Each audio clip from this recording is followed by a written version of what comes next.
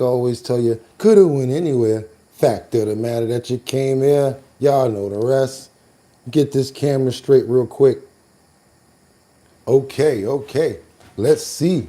Let me see if I can get it. I was on the fence about firing my agency. Oh, yeah? Then I found out AI. Okay, everybody, let's get it. Your boy, we up in the building now. Let's go, let's get it. Want to see how we looking on the camera first before I even get over there. Because now we got a lot of making up to do since yesterday with that contraption of the audio and the last minute, what was that? The power went out? I'm sorry, yeah, the power was off on the phone. So yeah, good morning, everybody. Trump, why is Trump told Iran surrender or it will get worse? Let's keep on moving forward, you guys. Let me go ahead and really fix this camera right now. We got a few minutes before we get this thing going. Actually, I was able to sync up the other watch, so we on time with everything. Had the delivery come with the other replacement, but for some reason he decided to leave it in front of the mailbox, and they stole it. So yeah, I don't know what they planning on doing about that, but I've already put in for the return for nothing because it did not get here. But we're gonna keep a positive attitude. How about that? We're gonna keep a positive attitude today. It's your boy BOOGOTTINYC. Like I always told you, could have went anywhere. Fact of the matter that you're here today, I appreciate you. Thank you so much for the audio being good. I've got sort of a strep throat. Don't understand if you guys can hear the difference, but we're gonna see. I'll probably be good with the baritone, but when it comes to my DeBarge voice today, you guys, I don't know if I can do it. Let's go ahead and get those prayers up because you know we can't do nothing without that, you guys. That's right. Who we got up in the building today and what? That's right. What are we praying for? Need to know what we're praying for in the first place before we even do that, right? Want to pray for love, happiness, for health. Make sure that we're in good spirits. Please make sure everybody is working with integrity. Let's go for a little bit more here. Let's go for compassion. Let's go for let's say good mental ability, mental state as well. Okay, who do we got in the building this morning that we praying for? Miss Swanza. We got Jeffrey Spilker in the building. We got Batty Lynn up in here already too. I see Mark Dorfman up in here. Miss Swanza. Jeffrey Spilker's up in the building. Who else we got up in here? I see Who Dat Call Mr. Hill. Okay, I see we got some people up in the building this morning. Audrey, Durham, I see you guys are just now getting into waking up this time, and I understand because you had to put the clock up, and yes, it's making us have to get up earlier, and amen. That's right, you guys. I'm sorry, I forgot something. We can't forget about the people that are not here. We got to pray for liberty and justice. Can't forget about Casey. I also can't forget about people like Sam Champion. Can't forget about Merck. Can't forget about Marcus here. I think Jeffrey Spilker. Who was that? Rebecca Lanyan Bueno, Kendra Walker, and as many people as I can't remember. I'm so sorry. Amen. There you go. Can't forget everybody that I try to, the everydayers that might be coming in a little late. Let's see what time we got here over here, you guys. Let's see what time. Oh, it's almost time already. Let me grab a little sip of water, see if that's going to bring my voice in a little better. You know what I'm saying? Probably will. But just like in Hollywood, you know what they say? The show must go on. And I will be using that baritone to bring out some more of the bass. You know what I'm saying, y'all? So let's see what we're going to do this morning. Try to hold off for a minute. Use everything I got for the song.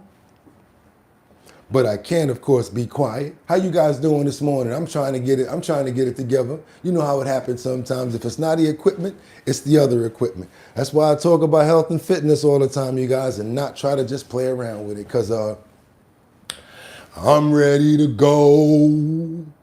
I said they're ready to go. It's time to start the show. I hope you're ready, yo, yo, yo, yo, yo, yo.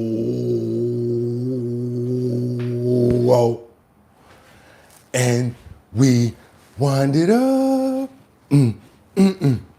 Wind it up. Wind it up. It's really 6 o'clock somewhere. And I think it's 6 o'clock here. You want to do it? All right. 6 o'clock? Come on, man. Make me look good. Any second now. You ready? I know.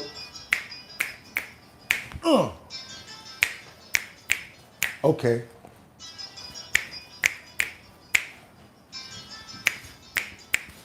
And we gotta open up those pores. We gotta open up those pores. We gotta open up those pores. We gotta open up those, open. This one here, dedicated to my boy Thomas, lost his life 2 weeks ago, decided not to wake up, but he's still up there. He's with us in spirit, he's with us in feelings, and he's with us in love. This one for you, dog. Do my best. You ready? Let's go. Change. Yeah, I guess change is good for any of us. Whatever it takes for y'all to get up out the struggle. I ain't mad at you. Not at all. Got nothing but love for you. You know what I'm saying? Keep your head up. Y'all ready? Let's go. Now we was once two ilk from the same kind, quick to holler at a hoochie with the same line. You was just a little smaller, but you still roll. You got stretching YA and hit the hood swole. Remember when you had a Jerry curl, couldn't quite learn? On the block with your Glock, tripping off Sherm. Collect calls to the crib, no more how you changed. Or you a Muslim now, no more dope game. Heard me coming up, but homie wanna bail now. Wanna go to the mosque, don't wanna chase tail. It seems I lost my little homie, he's a changed man. Hit the pen and now no sending is the game plan. Remember when I talk about money, all you see is the struggle. When I tell you I'm living large, all you see is the trouble. Congratulations on your wedding. I hope your wife know she got a player for life and that's no ill shit. And I know you grew apart, probably river misser. I used to fiend for your sister, but never went up in you. And I could see you after school, we bomb on the first other cucking with the wrong it on, but now the shit's changed and we don't even kick it. Got a whole money scheme and you ain't even with it. Knew in my heart you was the same undercover mother, dad. I ain't want to say that word about my boy. Go toe to toe when the time on the road got my brother's back, and I ain't want to trip because I ain't laughing at you. You're trying to hard to maintain and go ahead because I ain't mad at you. I ain't mad at you. Dun, dun, dun, dun, dun, dun, dun, dun, dun. That's the best I can do for you, boy. You know I love you like cooked food. We're going to send you off. Make sure that you got love. Take care of the fam. And we're going to just hope that you rest in peace. And I want to say one last thing, you guys. F cancer. F cancer. Up cancer. For real. Let's get it, you guys. If pump that beat. It's Monday the 9th, y'all. That's right, y'all. 2026. I'm your host, Bugatti NYC, and this here's our bottom line, where we be talking about this and that and chat and this and this and that. And we be talking about this and that and that and this and this and that. Just got me lit. That's right, you guys. I made it through it. Yeah, it was a rough weekend for me. I don't know what happened. Maybe I left the AC on. Maybe I left the window open. I don't know. But we got those prayers in the air. So I'm going to hope that he got my back and he's going to be able to get me through this. We got an exciting show. I'm going to be honest with you guys. This one here is going to be a really good one. I always tell you guys in the beginning, don't worry about the audio or my voice or whatever like that. But we got everything lined up today. We got trending topics. We got current events. We got much, much more. We got follow-ups on a lot of the stories that we started, and we just ready to get it in, you guys. I don't know about the voice, but everything else is ready. I'm feeling good, body on good, I'm on go. So that's what we're gonna do today. We're gonna keep it moving.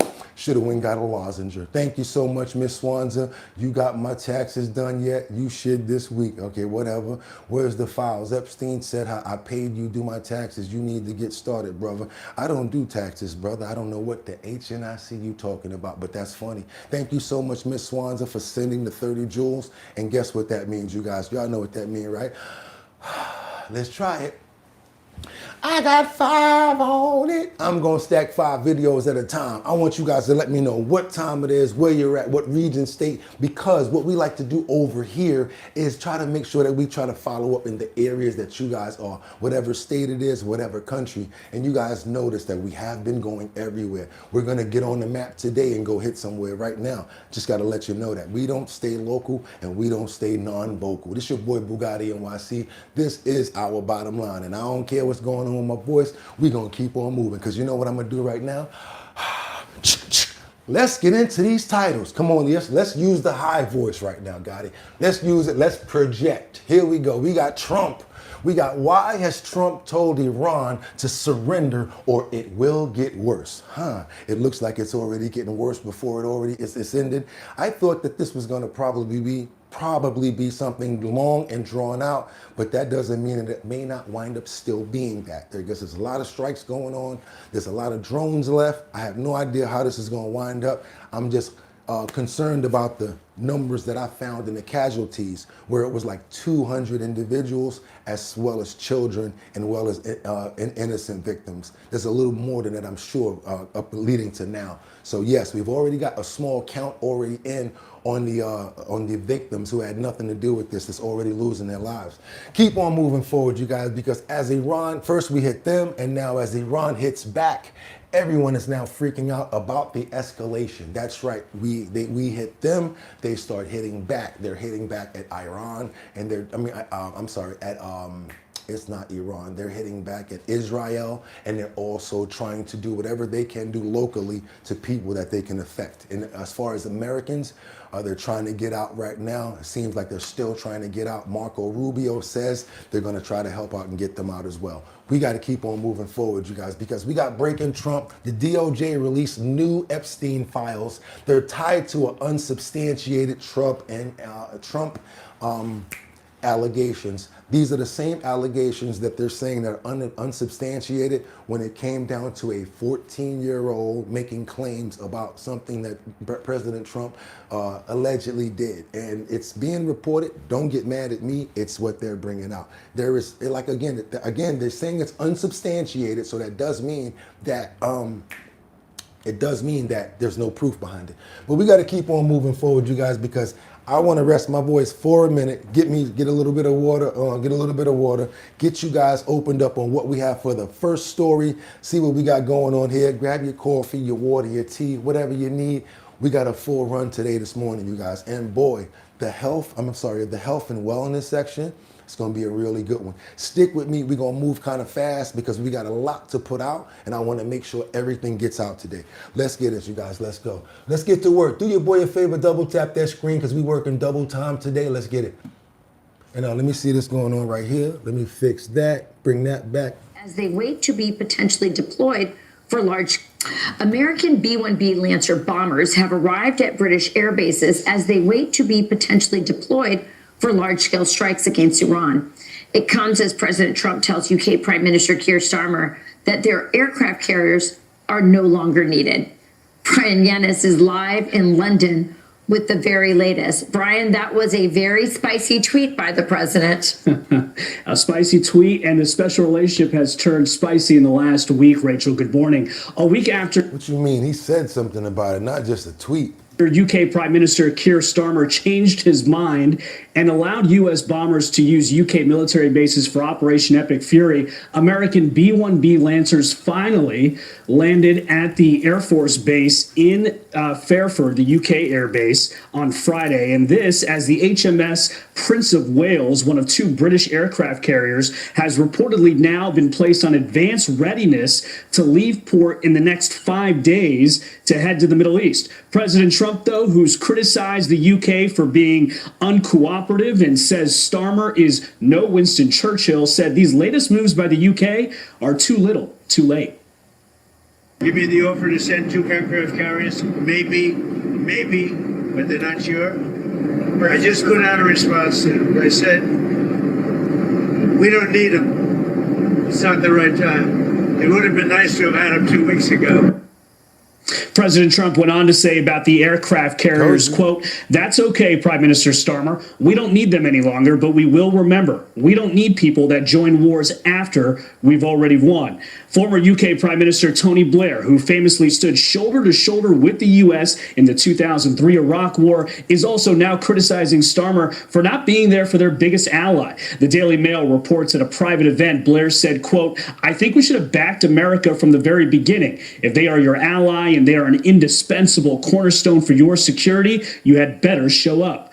Prime Minister Starmer insists the UK will not join the U.S. in attacking Iran in Operation Epic Fury. This morning, writing an op-ed, quote, "My focus throughout has been simple, calm and level-headed leadership in the national interest. At moments like this, the country needs seriousness, not political games." Rachel, UK political opposition leaders have called Starmer slow and weak when it comes to Iran, particularly when it comes to defending British nationals and UK military bases from Iranian attacks. Well, he's kind of already been proven to not make good decisions due to the fact that look who he put next to him, you know, exactly who's going to be, who's already out because his affiliation with Jeffrey Epstein. So we already know him for not making good decisions anyway. Let's keep on moving forward, you guys. This is a conference, Marco Rubio says, when a CNN reporter kind of goes back and forth with him in a fiery exchange. Let's keep on going, you guys. Like I said, we got a lot to cover this morning. Double tap that screen to get those likes up. I'd really appreciate it. Let's go. Is there a plan in place to evacuate Americans before the attack? Well, that's the plan we're trying to carry out. The problem is, or the challenge we are facing is airspace closures. If a country closes their airport, for example, in some cases the airports have been hit. So the airport in Kuwait was hit. So if an airport's been attacked or the airspace is closed, then we can have the planes lined up to go, but we can't get them to land because we don't have the permissions to land there. So that's the challenge. But rest assured, we are confident that we are going to be able to assist every American. As I told you right now, we have about a little over 1,500, maybe closer to 1,600 Americans requesting assistance. And we know that we're going to be able to help them. It's going to take a little time because we don't control the airspace closures. That said, there may be more people out there that need help. We need to know who you are. So please, I'm asking the media, publicize the phone numbers and the website because we need people to call in so we have their name, we have their contact information, we have their location and their request. So as these opportunities begin to open up, we can act very quickly to reach them and get them out of harm's way. We get our information from every platform. Sky News, PBS, Instagram, Australia, AP, so many different platforms. So when you're new here and you don't know, I understand, but it's too early in the game and I'm working very hard. So I don't really care to hear, he's watching Fox while we're watching another whole nother clip right now. You had to learn the hard way. Boom! Out of here. See you later. Let's go. Because you said, but you said I would give it. No, but you have to read, if you're going to read the whole But statement. your quote is about, we knew that there was going to be an Israeli action. We knew that would precipitate an attack. Yeah, no, I understand. But listen, all right, let me understand. And that's what. Yeah, but I had a very specific question from that gentleman, And right? the president said that. Hold on a second. I asked this. Air Force Israelis. Okay, but let me answer because this is my press conference. Okay. You asked me. I was asked a very specific question. So you guys can misrepresent it, but I was asked a very specific question yesterday. The bottom line is this. The president determined we were not going to get hit first. It's that simple, guys. We are not going to put Americans' troops in harm's way. If you tell the president of the United States that if we don't go first, we're going to have more people killed and more people injured, the president's going to go first. That's what he did. That's what the president will always do. He will always put the safety and security of our men and women in uniform and of all Americans before anything else. He's always going to do that. And that's what he did here. In addition to that, I would argue that this threat from Iran, they are hiding behind these missiles and hiding behind these drones. They wanted to reach a point where you couldn't touch them and then they could do whatever the hell they wanted with their nuclear program. And there was no way in the world that this terroristic regime was going to get nuclear weapons, not under Donald Trump's watch. So the U.S. attacked. A little bit more, because I know you guys are watching. Looking at this operation, though, there's a general question of why the president gave the green light, and then there's a question of why did it have to happen this weekend? Are you saying it had to happen this weekend because of that Israeli action? No, this weekend presented a unique opportunity to take joint action against this threat. And we wanted this to have maximum success. We want this operation to be successful at achieving its objectives. I'll repeat the objectives. The president laid them out yesterday. Iran cannot have a nuclear weapon. It cannot have, and therefore it cannot have the things it was hiding behind to have a nuclear weapons program. What are those things? Number one, we are going to destroy their missiles and their missile launchers. We are going to destroy their capability to make these missiles and these launchers. And we are going to destroy their Navy. Those are the objectives. And this weekend, acting at this time, gave us the highest probability of success in achieving those objectives. And as the Department of War will brief you, we are on or ahead of schedule to do that. I can tell you all because, and I said to you guys a couple of weeks ago, what do you think they're doing right now? Why do you think they're sending those ships out there? They're not playing battleship. They're not playing games at all. Let's keep on moving forward, you guys, because in Israel, now there's an eye for an eye as the IRGC now. Boom, boom, booms, refinery. Let's go, you guys. Yeah, boom, boom, boom on the refinery right there. As you guys can see, it's a lot of action going back and forth. So let's keep it that way so that we can know exactly what's going on actually in the field as well.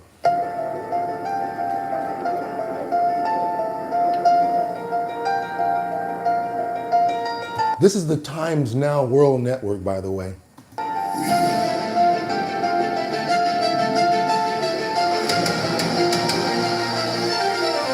As Iran claims retaliation to strikes on Israel refinery. Tehran strikes aftermath triggering Haifa missile claim. A fresh flashpoint in the escalating Iran-Israel confrontation. The Islamic Revolutionary Guard Corps says it has struck the Haifa oil refinery in Haifa, Israel, using K-bar-shaken ballistic missiles.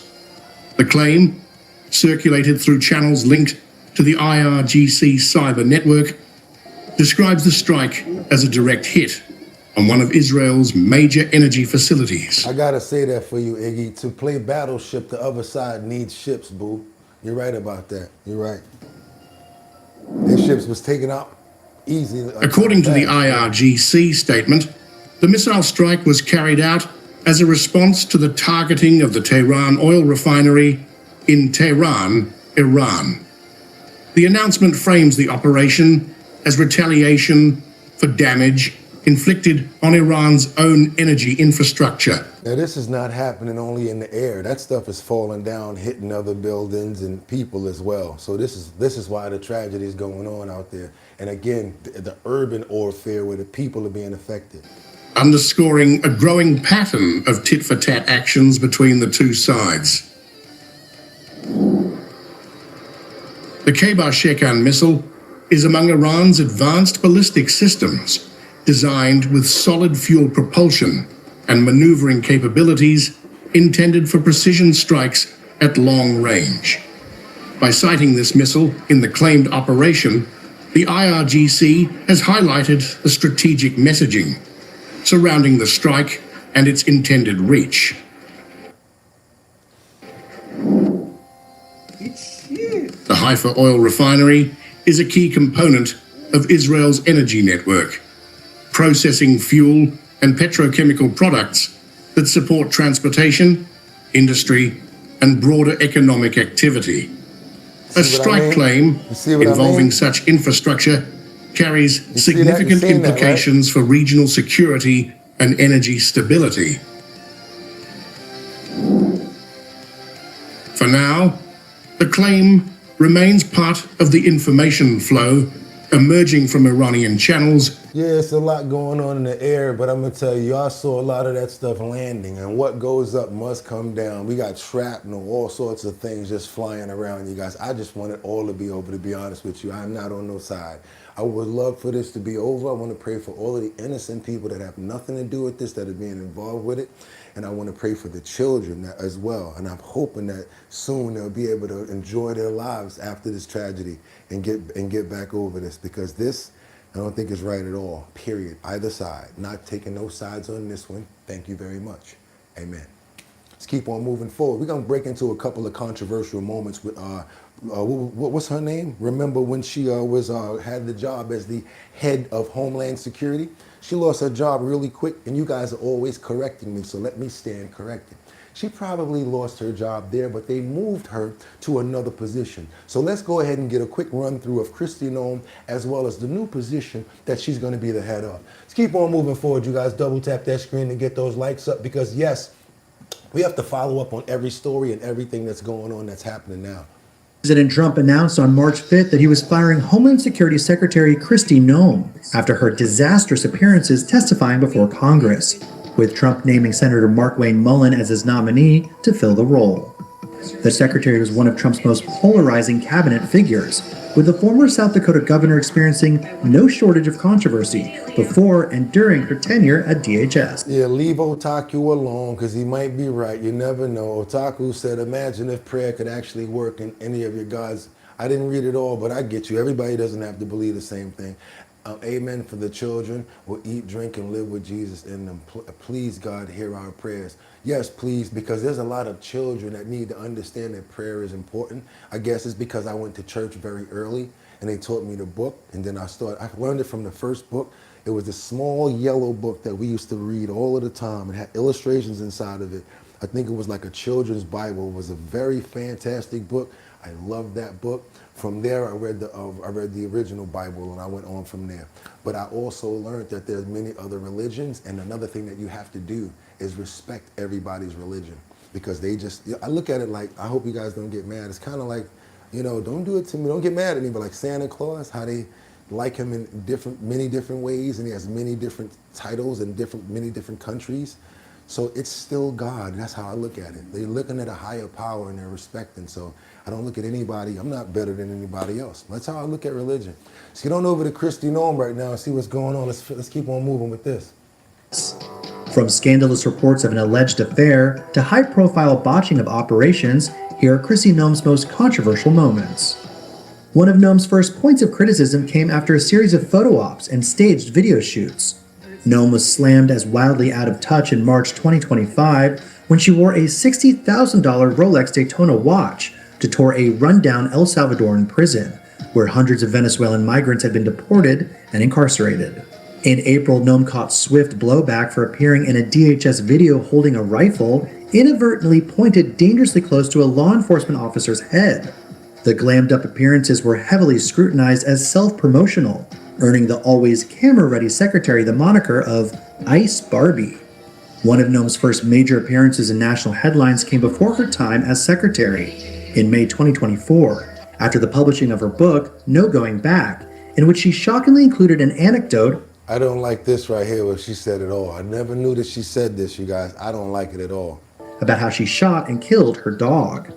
The book detailed how Noem executed a 14-month wire-haired pointer named Cricket.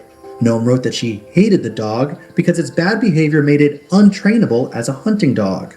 Noem was completely unashamed. So you let somebody else foster it for another situation, right? Ashamed of the incident, and said she wanted to include the story in her book because she felt it showed her decisiveness as a leader. She defended her actions on News Nation. Yeah, if you read the book, you will see this was something that happened 20 years ago, and this book is filled with vulnerable stories, painful decisions that I've had. And at that point in time, I had a decision between the protection of my children and the people that were in our lives, and a dangerous animal that was killing livestock and attacking people. I wanted them to hear it in my words that, listen, most politicians would run from the truth, and they would run from making hard decisions. I don't do either of those. The controversy caused bipartisan outrage and all but ended the then South Dakota governor's chances of being Donald Trump's running mate in the... Oh, so she was supposed to be his running mate. When that dog thing came out, it was a wrap. He done shifted her a couple of times, y'all. Presidential election. Perhaps the biggest source of outrage came in January 2026, during her department's deployment in Minnesota. That led to the high-profile, fatal shootings of anti-ICE protesters Renee Good and Alex Preddy. Noem went on to label the incidents domestic terrorism, as the Twin Cities plunged into a state of chaos, with heated clashes between protesters and law enforcement over the viral killings from federal agents. The widespread criticism of Noem led Trump to put her internal rival, border czar Tom Homan, in charge of calming tensions. Already tried to move her another place, and look what happened. She should have been warned from there. I told you guys, I was like, that's why she's trying to step up and work so much. But once she spent all that money, and then the Senator Kennedy started asking those questions, woo! That was that maraschino cherry on top, boy. That was the one that did it. The straw that broke the reason camel we're back. exceptional is we expect exceptional leadership. And you've demonstrated anything but that in the time that I've seen you responding to the emergency in North Carolina and across the Southeast and acknowledging when mistakes are made. Noem testified that President Trump had knowledge of and approved the wildly expensive TV spot as she was grilled by Senator John Kennedy, who seemed gobsmacked by the possibility that Trump would have approved such an expenditure. And one thing, Senator, I think would be helpful to know is how effective that communications has been. That they were overwhelmingly effective in your name recognition.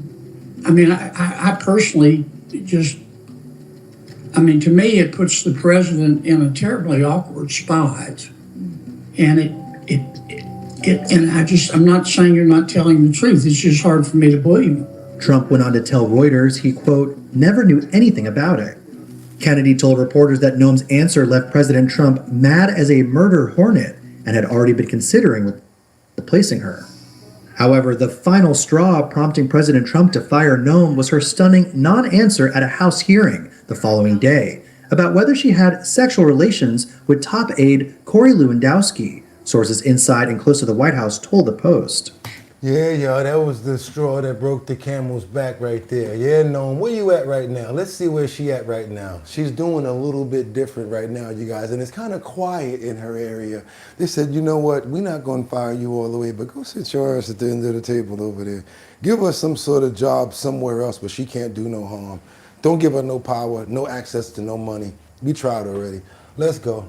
But there's so much more here, and as you've seen from, so much more we can work together on. And as you've seen from the cabinet members that are here today, again, on behalf of the president, he is currently on his way to Dover Air Force Base to receive, sadly, the remains of the 6 Americans who lost their lives in the operation against Iranian terrorism. And so he apologizes for not being able to join us for this lunch, but he knew you would understand. But he's very excited about this initiative, and I'm personally very excited to be part of this with each of you today.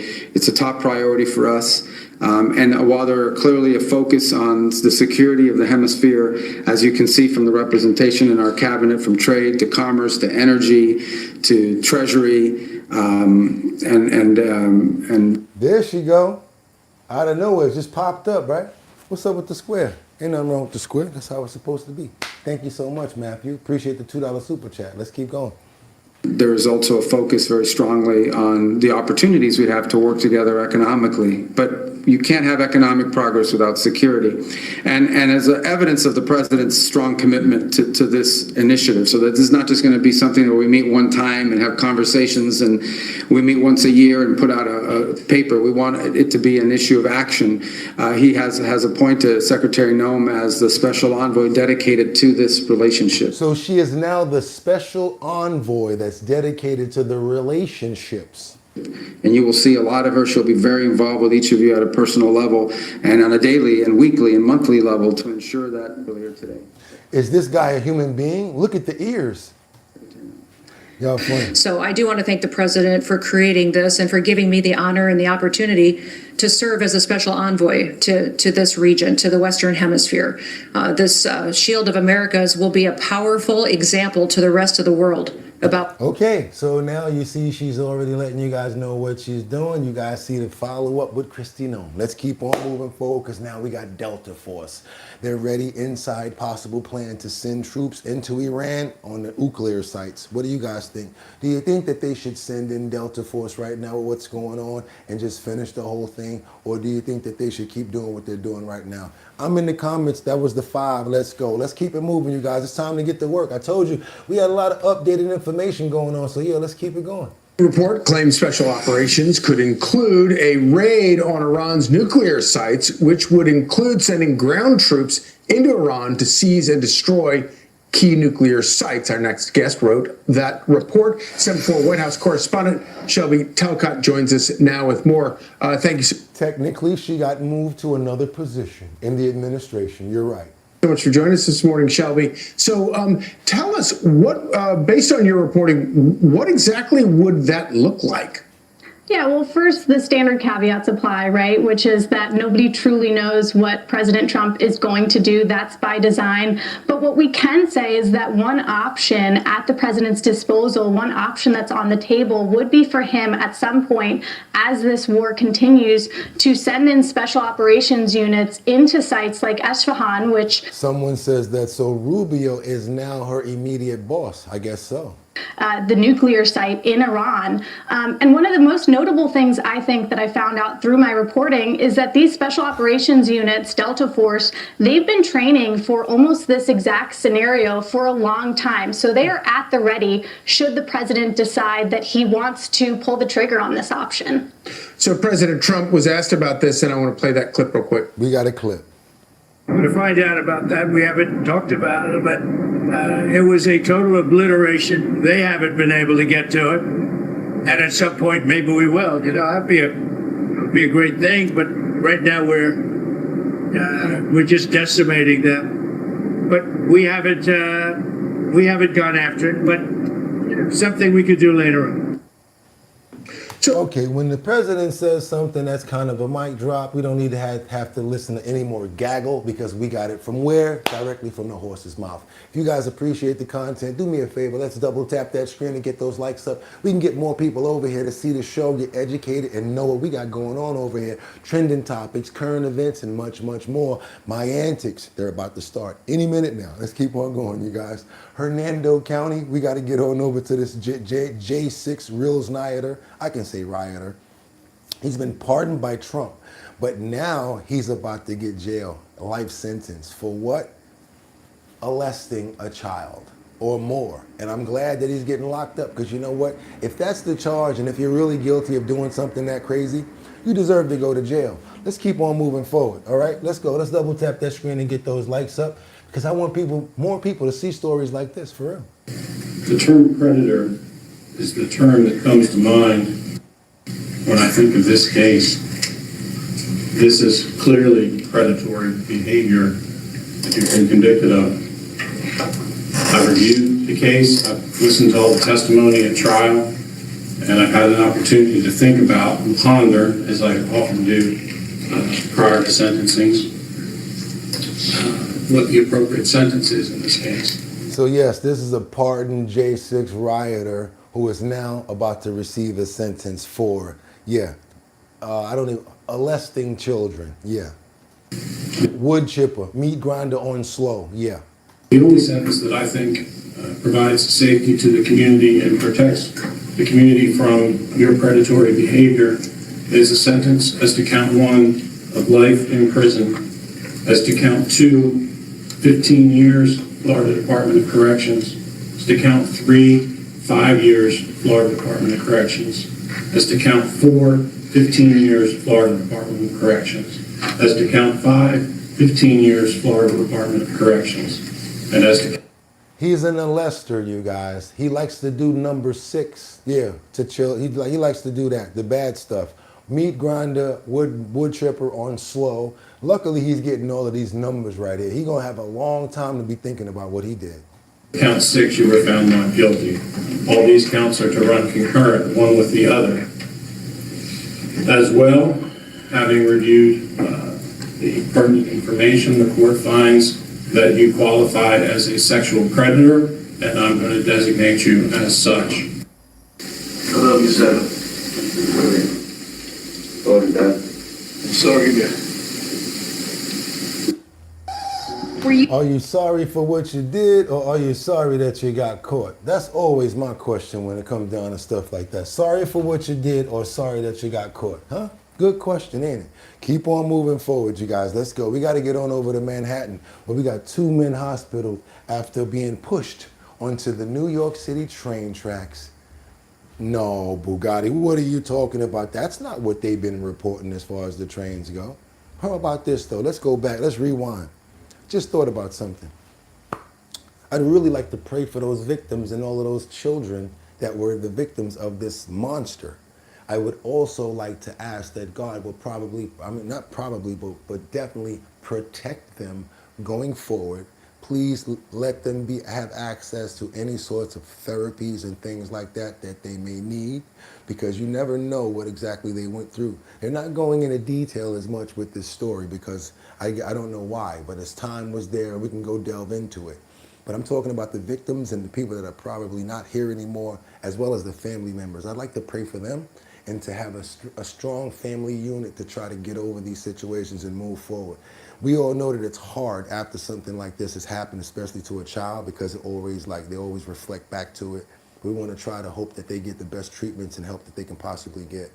Amen. Let's keep on moving forward, you guys. Sorry about that. I almost forgot. Because I was really like, that story right there is like, can't even say certain words. That's why I say the number 6. You know what I mean? Let's keep on moving over here to the situation where these 2 men have been hospitalized. Yeah, let's see what you got over here on, what's this, Channel 2? Scary stuff here. As of that last update from police, some good news here. I'm sorry, Pix 11. Somebody talking about, he watches Fox. Nah, that's not what we do. As of that last update from police, some good news here. Those 2 men are stable after being taken to the hospital. No word yet on the extent of any injuries. Authorities do say this appears to have been an unprovoked assault.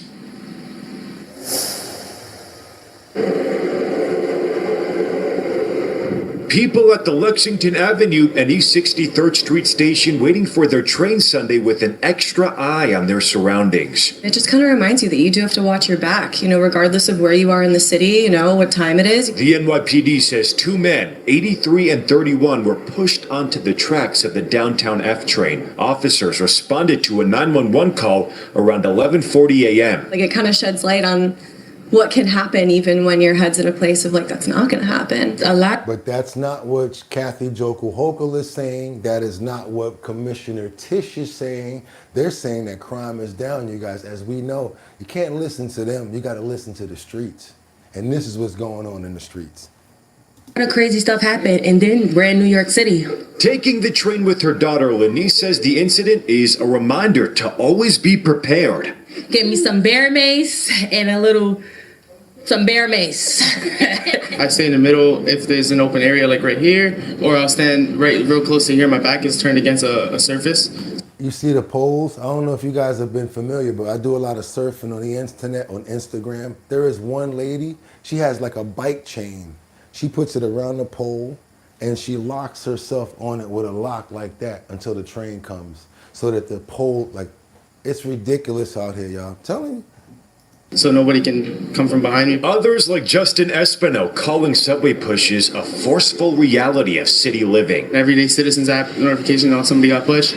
We have to wait for a train now. Everybody's late to work, but the sad truth is we're desensitized to it. But he says that should not be the case. There's a lot of people like EDPs around here as well, mental illness, and I feel like they need help the most. The subway stations that I used to go to, they now have the installed fences. So that's really good. And we do not have any details from police on if those 2 men who were pushed knew each other. According to police, they are looking for a person, a man wearing a gray jacket, a red hat, tan pants, and green shoes, but we do not have more details about what that person looks like beyond that clothing description. Yeah, they don't have no information on the person, which means he got away, you guys, and that's always the story that seems like, right? Also, they're going to probably say, if you have any information, please reach out to us. Because again, they're always ATF after the fact. Let's keep it going, y'all.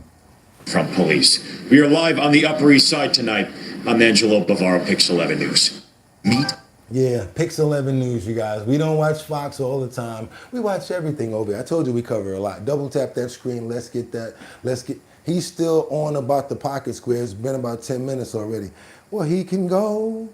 You can go. You can go. Where Liberty at? Where Liberty at? Oh, she ain't here today. Yo, Casey, I think this guy with this pocket square, he might be trying to divert concentrations right now. And I think he is probably being a hindrance to the show. Could you please inspect and see what's going on there? I really would appreciate you, because we got to get on over to Nigeria. I got too much place. I got to travel.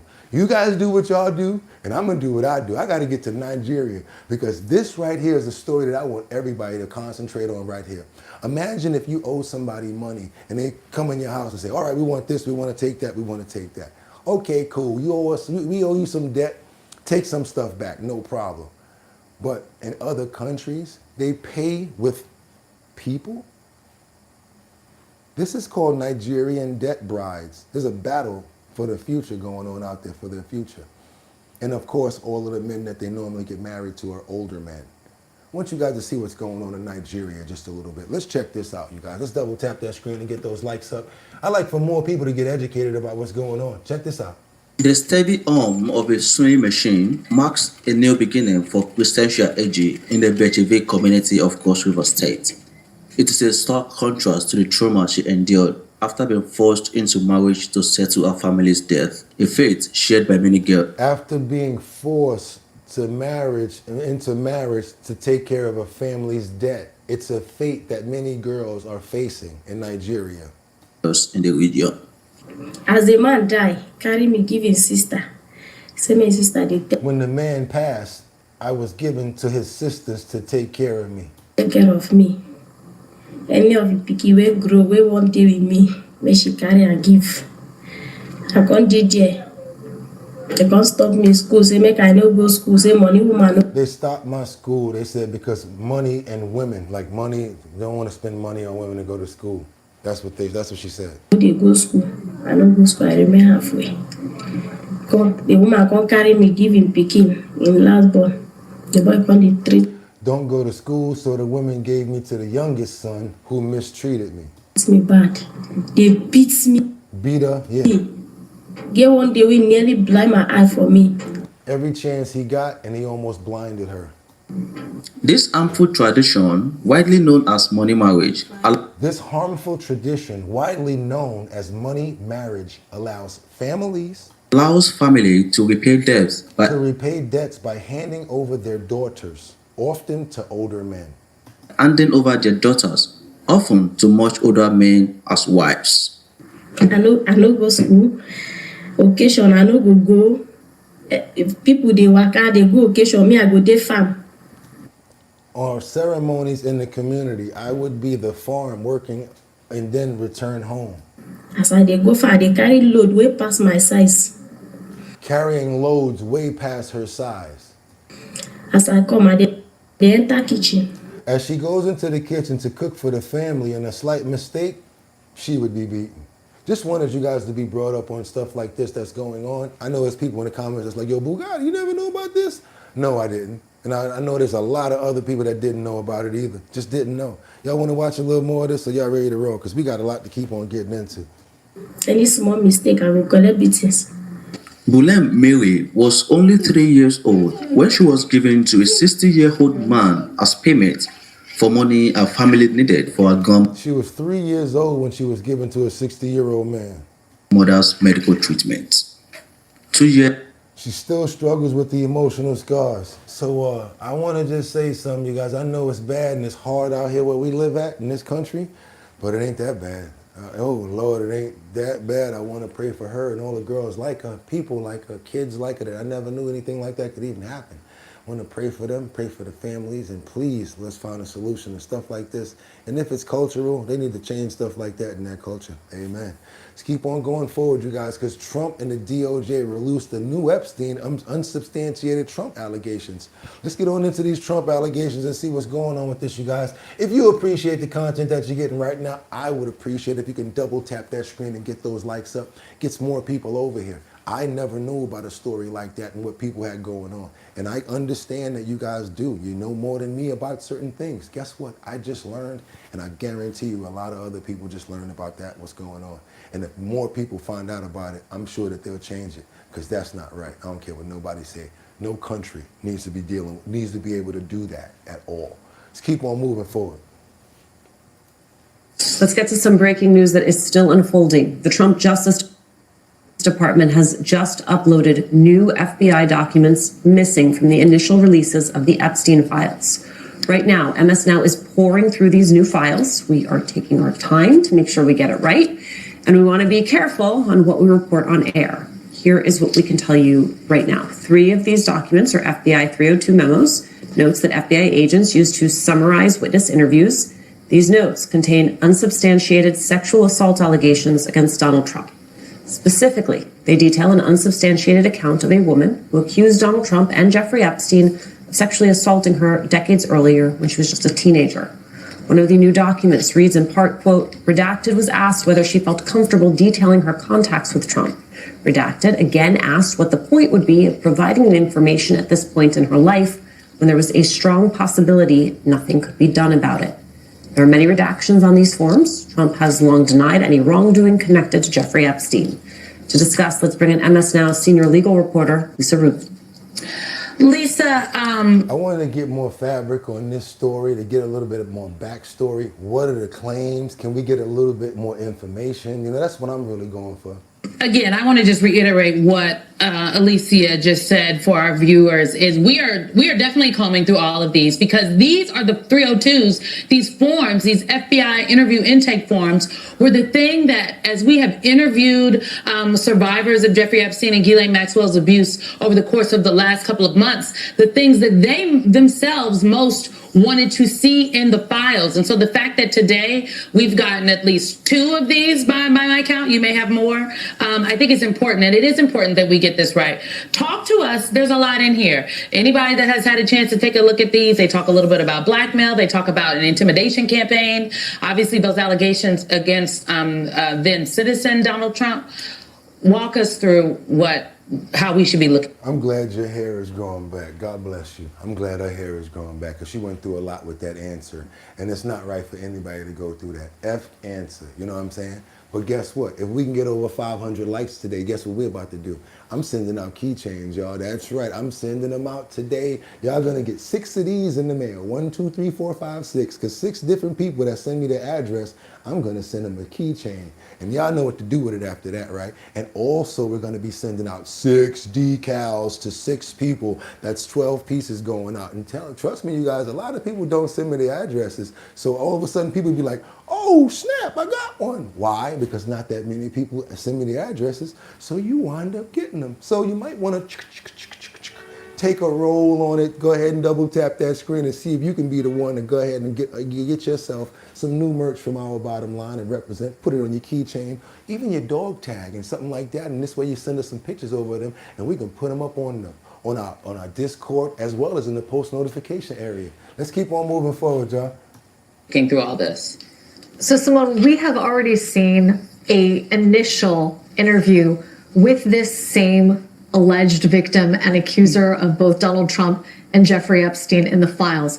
We knew that there were 3 others. In fact, MS Now joined NPR and an independent journalist, Roger Sullenberger, in reporting on how we figured out that those documents were in fact missing from prior production. So the first thing I want to say is that we now know that these in fact existed, that they were in the Department of Justice's possession, and that their claims that these documents were duplicates is just not credible because in reading them, they don't sound like any document that any lawyer considers a duplicate. A duplicate is usually an email exchange or a text exchange where you produce one portion of it and then maybe you later see a longer portion of it. That is not what this is. What these are 3 additional Form 302s reflecting 3 additional interviews of this same woman, culminating in an October 2019 interview where, as Alicia just said, she tells the FBI that she is aware that because of when she alleges her abuse occurred, and specifically because it was in the 1980s, and we're now talking to her in 2019, she tells the agents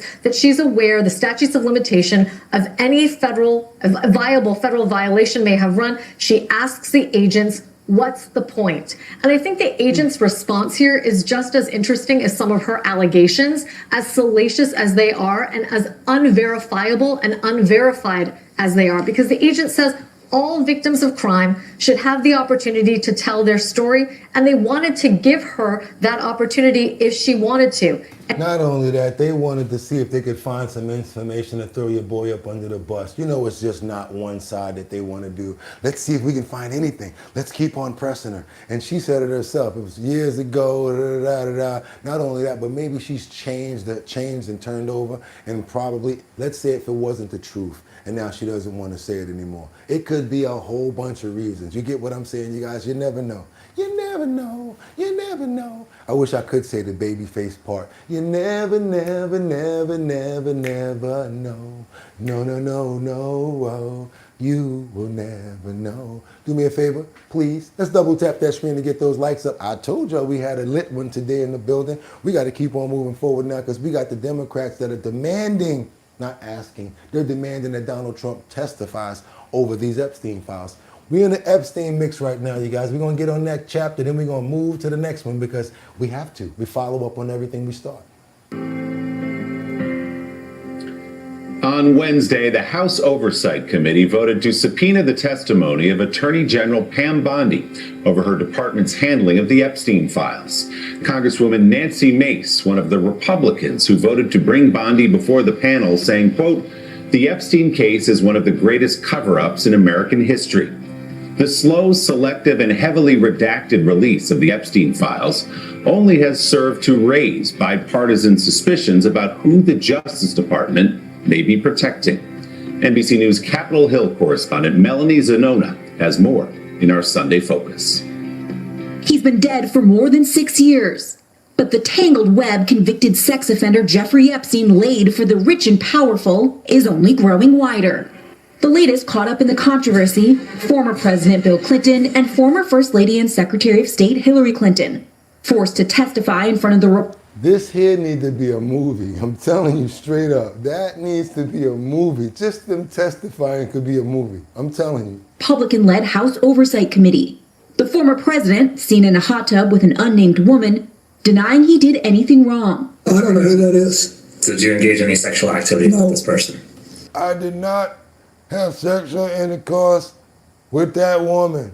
And then when he got caught, American citizens, I come to you today with my hat in my hand because I got to tell you guys, I told you guys an untruth about something that was personal to me because I was embarrassed. I did get top from Monica Lewinsky.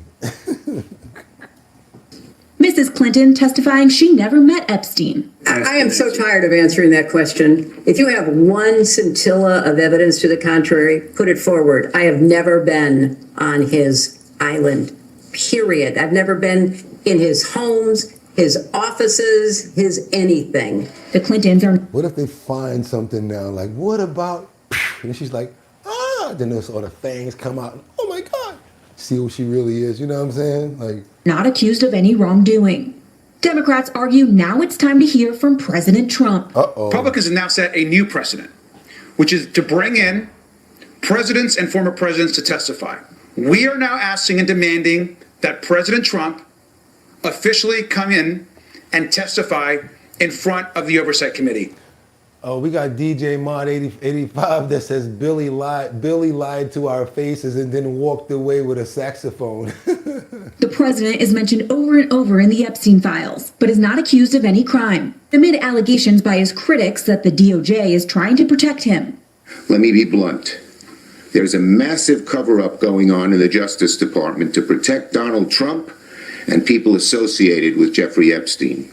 The department released a new batch of documents this week. This is what I think is called an arranged marriage. Why y'all understand what's going on here? Hillary and Bill had an arranged marriage. That's what they was doing. It seems like it to me, because they more messed up than Jada and Will to me.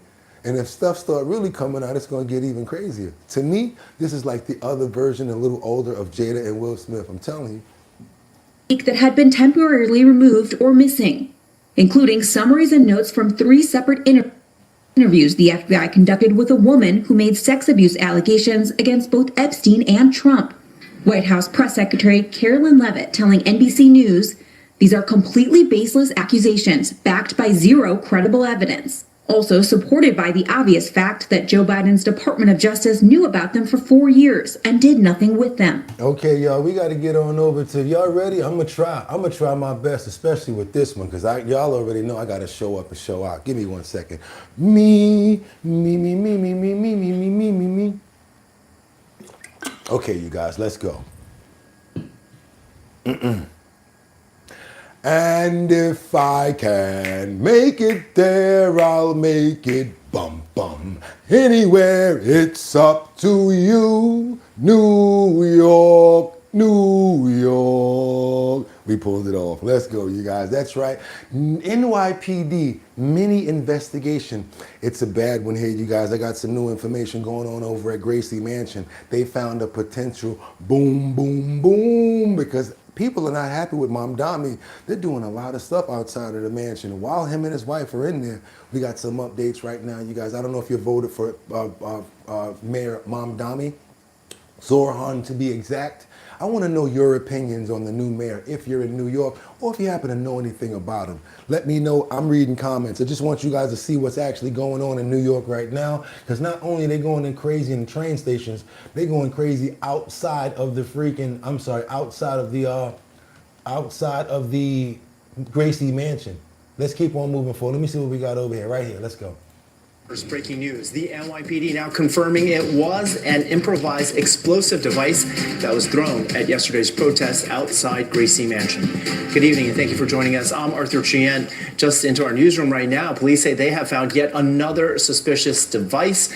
This is video of a very active scene that's been playing out on East End Avenue between 81st and 82nd Streets on the Upper East Side. You can see the NYPD bomb squad responding to a black sedan. Police now confirming that a third suspicious device has been found, this time inside that car, and they say it is all connected to the investigation into the improvised explosive device that was thrown at yesterday's protests outside Gracie Mansion. Now, Fox 5's Duarte Giordino is live for us at that very active scene with the latest. What are you seeing out there, Duarte?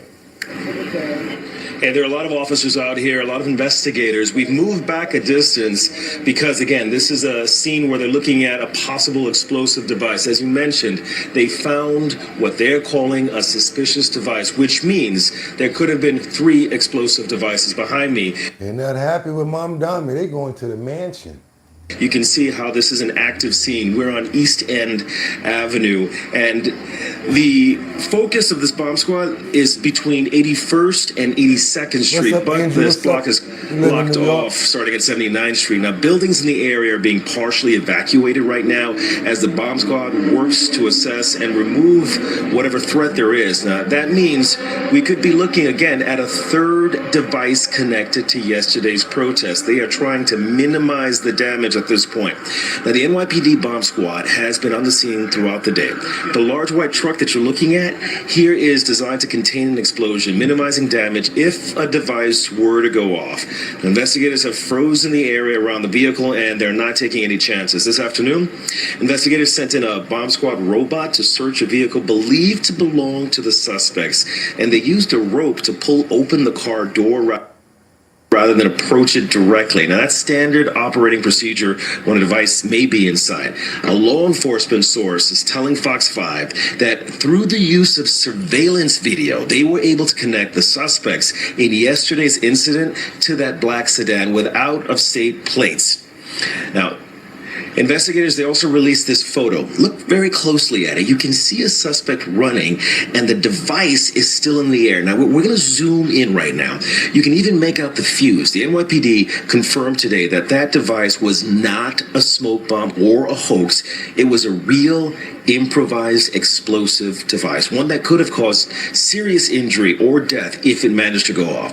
Now, police say around 12:30 yesterday afternoon, 18-year-old Amir Bal. Come on, y'all. Let's double tap that screen and get those likes up. Ain't nobody giving you this much in-depth information, letting you know what the man's name is about to be and all of that. We got the photos and everything. We've been up doing our job since yesterday just to make sure that everything is perfect.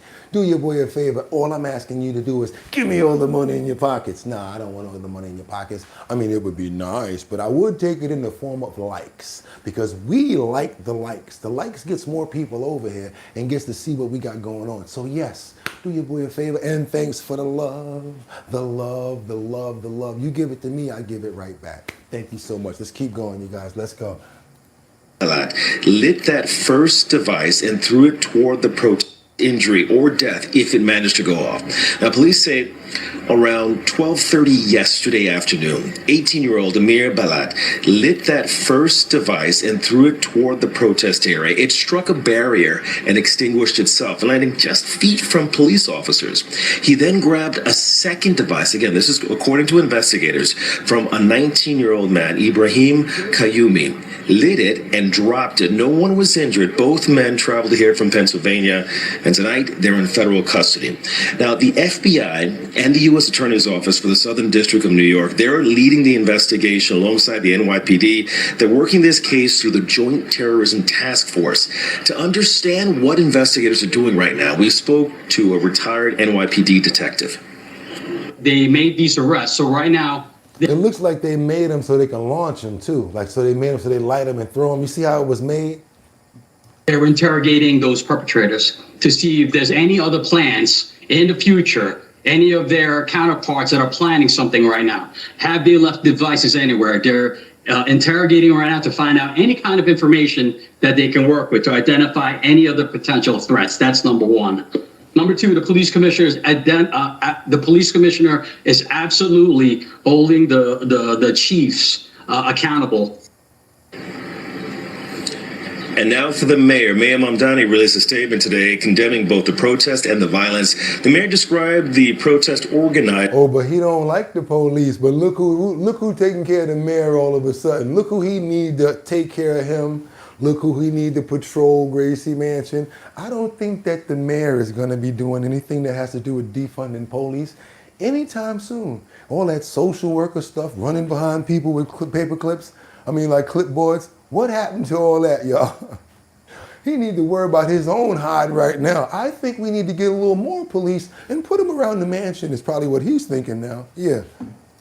Jake Lang has quoted a white supremacist saying that the demonstration was rooted in bigotry and racism. No, you're wrong. They're not protecting their guy, Michael, because they're not cool. Remember, he was trying to defund the police and get rid of the police. You need to stand corrected to do a little bit of homework. But now, he ain't cool as a fan. I bet you his wife be like, come on in the house. Y'all want something to drink? Have a seat. Yeah, y'all can stay as close as y'all want. Exactly. But it was what came next that drew the sharpest response from City Hall. Quote, violence at a protest is never acceptable. The attempt to use an explosive device and hurt others is not only criminal, it's reprehensible and the antithesis of who we are. Again, buildings... No, because he definitely had to get a boys a shout out. I want to thank the brave... Don't try to stop it right there, dog. Don't try it. I'm not going to let you. I want to thank the brave men and women of NYPD, who acted quickly to keep New Yorkers safe. Our officers ran towards the danger. Look at this now. All of a sudden, big up, big up, big up, big up. Yeah, all of a sudden, big up, right? Our officers ran towards the danger without hesitation, demonstrating once again the courage and the dedication it takes to protect this city every single day. They ain't going nowhere, y'all. So y'all that tried to vote for him, yeah, we're going to get rid of the police. Not after this. Let's keep on going, you guys. Now you see what that light done did. Let me just hit it really quick. There are times when you need someone, I will be by your side. Oh, there is a light that shines, especially from his flashlight. You need that police officer today, don't you? Mr. Mom Dummy, that is a super cat, then they use a dumb dummy. Then all of a sudden now they cooling they your homies. Let's keep on going, you guys, because I'm on a roll today. I told you we got a fantastic show lined up today.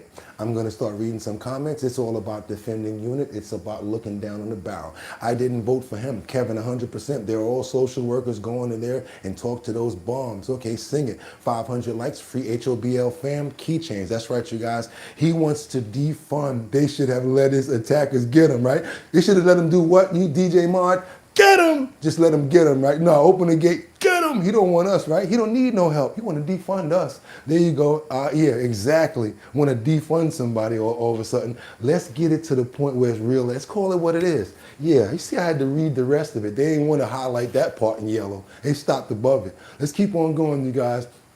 I guess they still want his voters to be optimistic. Let's get on over to Seattle. Phone app where wife, her intuition saved her husband. He was buried in an avalanche. What phone app do you guys think? I'm gonna just do it like that because I want to see it go crazy. What phone app did she use to find her husband in an avalanche? This is one time where your girl be like, you know what? I'm tired of you. I need to see your location. Wherever you gonna go. You know, a person like me, I ain't giving you my location. What you talking about? You ain't getting my location. You know what I'm saying? I go where I want to go. Be where I want to be. You know what I'm saying, Gina? I go where I want to go, Gina. Be where I want to be. And then all of a sudden you got these other guys that's like, you know what? No problem. Go ahead. I'll share my location. You might want to think about being like that now after you see this story. Let's keep on moving forward because if this woman didn't have the location and this on her phone, he wouldn't be here today. So let's show some love to the good spouses and the good people that actually are good for taking care of their people out here. Let's go. Siri, tell me the ski conditions at Stevens Pass ski area. These days, phones aren't just for making calls. Here's what I found. And watches aren't just for keeping time. Yay! Put it on my walking mode and it'll start going. And for Michael Harris last Thursday, his tech was watching out for him in a way he never imagined he'd need it. Can't live without a phone, the chest pocket, for me. As he had many times before, Harris. Somebody said, that's me, 100% hate trackers, 40 more likes. Yeah, the stalker, my stalker is on here now. Audrey, let us know about the stalker. We'll beat him up or we'll just call him out like crazy, make him feel stupid.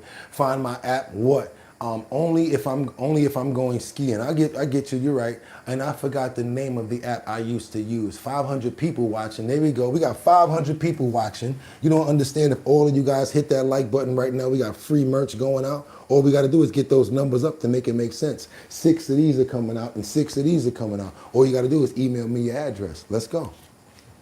Was skiing Big Chief Bowl in Stevens Pass, but this time the snow gave way. Because of that depth, is that I was on skis and I got caught between two slabs. Realizing he was caught in an avalanche, he tried using a swimming motion to work his way out, but the slide was too strong. Harris avoided a boulder and slid into a snow hole where he stayed upright, but the snow buried him. The sensation was being encased in cement. Unable to move, he couldn't reach his Apple Watch or the iPhone in his jacket pocket. Signed, sealed, and delivered right here. So my wife was calling me, and when I was buried, I heard someone, I felt someone calling me. I felt it vibrate, and I could hear it ring, and yet my hand couldn't get to it. Down in the hole, he thought of his wife and kids. I'm a religious guy, and so I started praying to a higher power, right? And I said, God, I'm in trouble. I don't know if anyone's going to know where I'm at, but I can't get out of this on my own. His wife Penny says it was around that time that she felt the urge to check Mike's Find My iPhone app. You get a feeling that something's just not right. I followed my intuition. I saw his location and checked it a couple times. It wasn't moving. She contacted the ski patrol and drove up to wait for them at Stevens Pass. They used the app location to find him several feet down with the help of his iPhone and Apple Watch. Now I'm just blessed and happy. He was rushed to the hospital, treated for hypothermia, a broken bone, and other injuries. That shows the fracture. And then here's the repair. His family created an online fundraiser to help with medical bills, and the hospital staff started calling him the Miracle Avalanche Man. I was inches away from the thing that could save my life, and I just couldn't get there. And yet, because she knew how to Find My iPhone. You was right, John. I'm here today. Sometimes help arrives right on time, and if not for his family and his tech, he might not be here today. I feel like I got a second life because I got him. In that moment, the only thing I wanted was to see my wife for 30 years and my 4 kids. I didn't care about anything else. And, that's a big takeaway for me, is the things that matter are the things we need to be focusing on. And so, they're important to me. They're even more important to me now. There you go, guys. Sometimes you might want to just go ahead and let her track you. You ain't doing nothing anyway. You ain't got no other side chick or nothing like that going on. And if you do, you might want to get 2 phones, one for the plug, one for the wife, and one for the pros. But you wouldn't want to get caught with that other phone if you ever get caught frozen out there. What if it went the other way and she come to get all your belongings? What do you mean he had 2 phones? Guys, I'm just playing. We want to go ahead and give up love for the family and the strength of the wife and the fact that they had that bond and she knew to do something to check on her husband, you guys. We don't just pray for the negative, we pray for the good. And we want to say thank you, Lord, for being there to protect them. Amen. Let's keep on moving forward, you guys. One for the plug and one for the O. Let's keep on moving, y'all. Let's go on over to Minnesota. We got the governor. They can't answer the most basic questions when it comes down to this topic. Let's keep on moving forward, you guys. I can't say certain words. I'm going to let them say it. Yeah, believe it or not, I can't say certain words like this. Breaking now. Oh, matter of fact, hold on a minute. I'm going to get that out real quick because I got something else for you guys. That's already done right there. But we got to get to this news right here before that. It's more important than that. Let's go ahead and get it. Good morning. Good afternoon, as it is. Mr. Chairman, thank you for having this hearing. I know it's been a long morning for everyone here as witnesses today, and it's been a long several months for the people of Minnesota. We thank you for your service. Now, let me just start by saying at the beginning of my comments here, what I said at the beginning of the last hearing that we had on this exact same subject, which is that we must unequivocally root out waste, fraud, and abuse and prosecute any crimes, wherever they happen, whether those crimes are happening in social service programs at the state level, or whether we have an out-of-control president and administration that is committing crimes, waste, fraud, and abuse. I have to show all sides, you guys. You know we do. Inside the White House and within our federal agencies, including deploying thousands of armed agents into our communities, using per diems that are costing millions of taxpayer dollars every day to terrorize our communities, to violate their civil rights, to violate due process rights, and that have resulted in the murder of 2 U.S. citizens. And so my question is, why are we not conducting oversight over that? 2 U.S. citizens that have been murdered by the federal government. Renee Good, a Minneapolis mom, murdered. Alex Preddy, a Minneapolis VA nurse, murdered. Nurul Amin Shal Alam, a partially blind refugee in Buffalo, New York, dead after being left in a parking lot by DHS without even a pair of shoes on. The kidnapping of children like Liam Ramos, and an administration that has launched an unauthorized war in the Middle East with 6 service members dead and over 160 school children and their teachers dead and buried yesterday. Never in my life have I seen a greater disregard for the Constitution, for the rule of law, for the carelessness for human life and basic human dignity and senseless cruelty than I have seen in this administration, whether that is at home or abroad, and they can't answer the most basic questions about why. And meanwhile, people who should be investigating these crimes are partying and drinking on taxpayer dollars. We've got the U.S. DOJ AG refusing to release the Epstein files or even acknowledge their basic human dignity. And yesterday, the Secretary of DHS testifying and lying under oath in the United States Senate, refusing to acknowledge Alex Preddy and Renee Nicole Good's death, its murder, and the harm that she personally has caused by calling it domestic terrorism. That is what we should be investigating, and the billions of taxpayer dollars that are being used to support this cruelty and out-of-control administration. Now, you guys might not agree with her, but she had a lot of props. She had a lot of props when she came upon what she did right there. So, hey, we may not agree with the message, but at this platform over here, we show all sides and we give everybody's opinion, because you never know.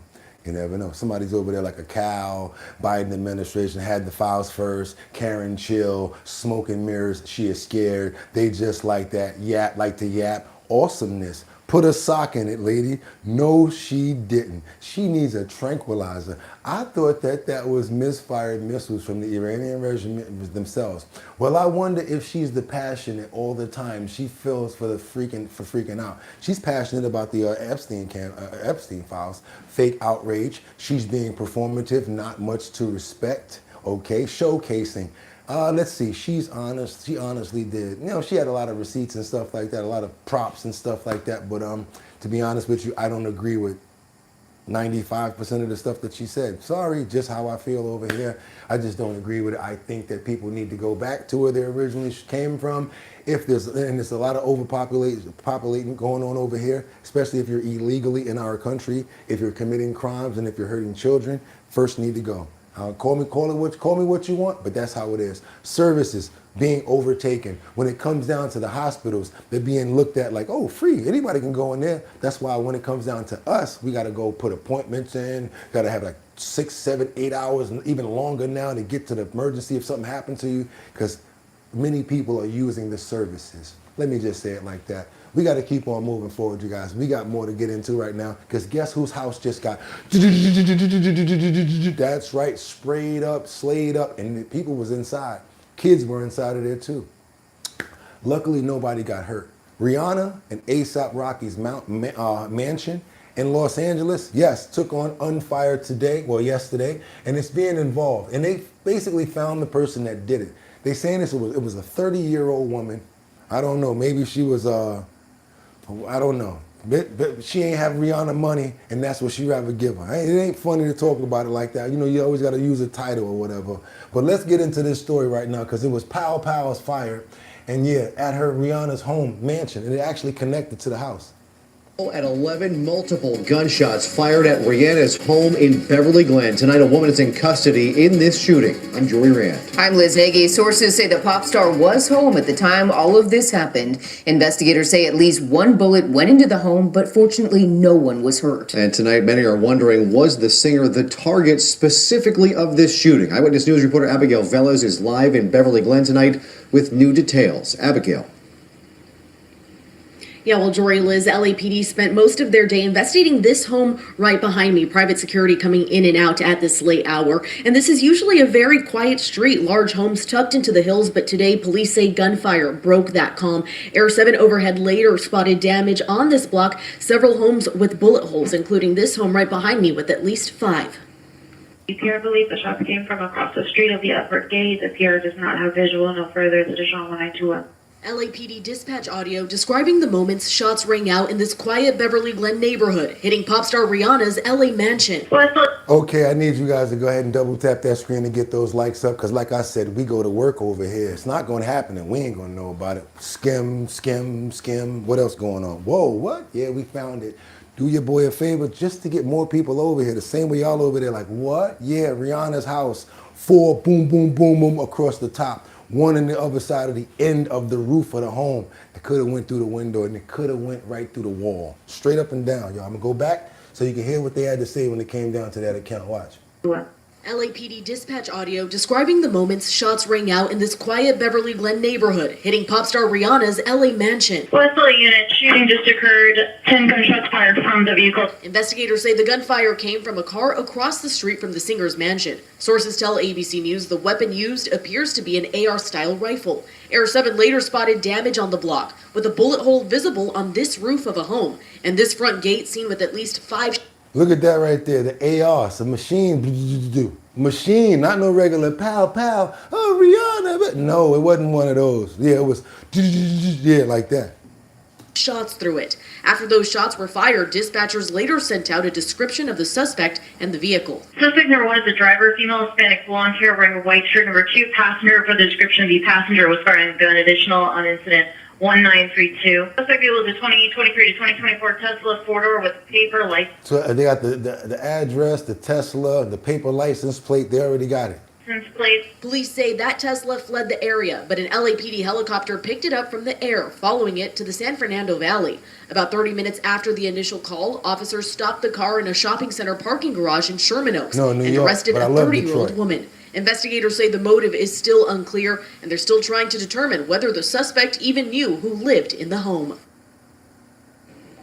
Police say that woman is still in custody tonight, and they're working to find out what led up to the shooting. Now, if you remember, this is not the first time LAPD has investigated one of the singer's LA area homes. Back in 2018, LAPD was in her homes in the Hollywood Hills after a stalker was found inside of her home. Later on in that year, LAPD was back for reports of a burglary. Rihanna is married to rapper A$AP Rocky. Together, they have 3 children. It's unclear if any of them were here at home at the time of this shooting. Reporting live in Beverly Glen, Abigail Velez, ABC 7 Eyewitness News. Whew, man, they're lucky they didn't connect because that was an AR style. You guys heard what they said, an AR style weapon, and that means it was basically a, what do you want to call it? It was a, what we got here? Yeah, it was an AR style weapon, you guys. Yeah, it was an AR style weapon. Terrible story, terrible situation right here. Now we got to keep on moving forward, but I do want to pray for the fact that nobody got hurt. And I want to thank God that no victims or nobody got connected with anybody, and there was like nobody that got tragically or any bruises or anything like that. So definitely want to pray when things don't happen as well, because we always pray for the other. Let's pray for the other side as well. Amen, you guys. Let's go. And I hope Rihanna and A$AP is doing okay, and especially the kids, because they don't know nothing about somebody crazed derangement outside, probably over a song or a stupid video or whatever. I have no idea what they probably did that for. We don't know, but we're going to see. That's right. AR, thank you for telling me that, because it makes a lot of sense. Daniel says it means assault reels rifle, but I can't say the word. Just don't want to. Keep on going over the minute. No, we got to get on over to this woman. No, we got to get this one. I'm going to get this out first. We got a suspect that's been arrested for the R word of a 94-year-old lady. Yes, y'all, the R word. I can't even make this stuff up. And he looked like he's a kid. I don't know what his age is, but 94 years old, man. Like, are you serious? A horrendous crime put a 22-year-old back in jail tonight. Police arrested Jeremiah Taylor for allegedly raping a 94-year-old woman. Alexis Maroney is in the newsroom with details on Taylor's criminal history. Michael, Sylvia, at just 22 years old, Taylor had already been arrested for sexual battery, rape, and burglary. And now he's back in jail for similar charges. Neighbors say this is a sleepy area. A lot of people on this street are elderly. We bought this little house when we got married, and we've been here ever since. Jackie Hernandez lives near East Black Oak Drive. Most of the time on this end of our subdivision, it's fairly safe. That's why Hernandez says she was shocked to hear that a 94-year-old woman a street over was raped. Horrendous act and crime. Early Friday morning, Baton Rouge police posted this picture of a suspect at the 11,000 block of East Black Oak Drive in the Park Forest, Sherwood Forest area. Somebody broke into your neighbor's home. Yeah. And attacked her. Right. What goes through your mind? Scared to death because you don't feel safe. It's really scary. You never know when somebody can break in your house. By Friday afternoon, police had arrested 22-year-old Jeremiah Taylor. I have a lot of trouble even finding the right adjective to describe such a horrendous act. According to arrest records, Taylor has previously been arrested for burglary, sexual battery, and rape. It is a source of frustration. That victim had a protective order against Taylor, but then he was released in January when the charges were dismissed. Police say they're tired of seeing the same people arrested for the same thing, time after time. Why this has happened is some questions that I would love y'all to ask the rest of the judicial system. The evidence is pretty overwhelming in this incident when we're looking at everything from security footage. Hernandez says she hopes this unfortunate incident leads to more security in the neighborhood. Does it give you peace of mind? Yes, it does. If we had more protection out here. Taylor is facing multiple charges, including rape, obscenity, and battery charges. At this time, court dates have not been set. I asked District Attorney Hiller Moore why previous rape charges had been dismissed. When we get a response, we'll put it on our website. That's WBRZ.com. In the newsroom, Alexis Maroney, WBRZ News 2. Oh boy, yeah, we go searching for everything. I didn't even believe the story when I saw it. I'm like, what, 94? I want to pray for the elderly lady. I want to hope that she's okay physically. I want to pray for her mentally. I don't know if they're going to give us any follow-ups on the story. They said we go to the WBRZ website and see. But yes, you guys, if anybody finds up any more information on this story, you can follow up as well as I can. And we want to share it on my email address. And if you see the clip, send it in and I will put it up. We got to be a collective on this. And this stuff like this, we still have to let our children and let people know about crazy people out there, because we never know what they're going to do. Amen, you guys. We got this crazy, sick, demonic, evil little bastard. Yeah, that was so sad, man. So sad. And we got this other woman over here who's been put in hospice care after a tummy tuck procedure goes totally wrong. Oh, man, that's why I tell you sometimes I know it's bad, but sometimes you just want to be like Michael Jackson sometime and leave it alone, leave it alone. Because you was doing better when you had the fat on you than you had this situation happen to you. Grieving as a 47-year-old woman is now in hospice after a tummy tuck took a tragic turn. Rachel Tussey documented the days leading up to her surgery to help other women who might be contemplating a similar procedure.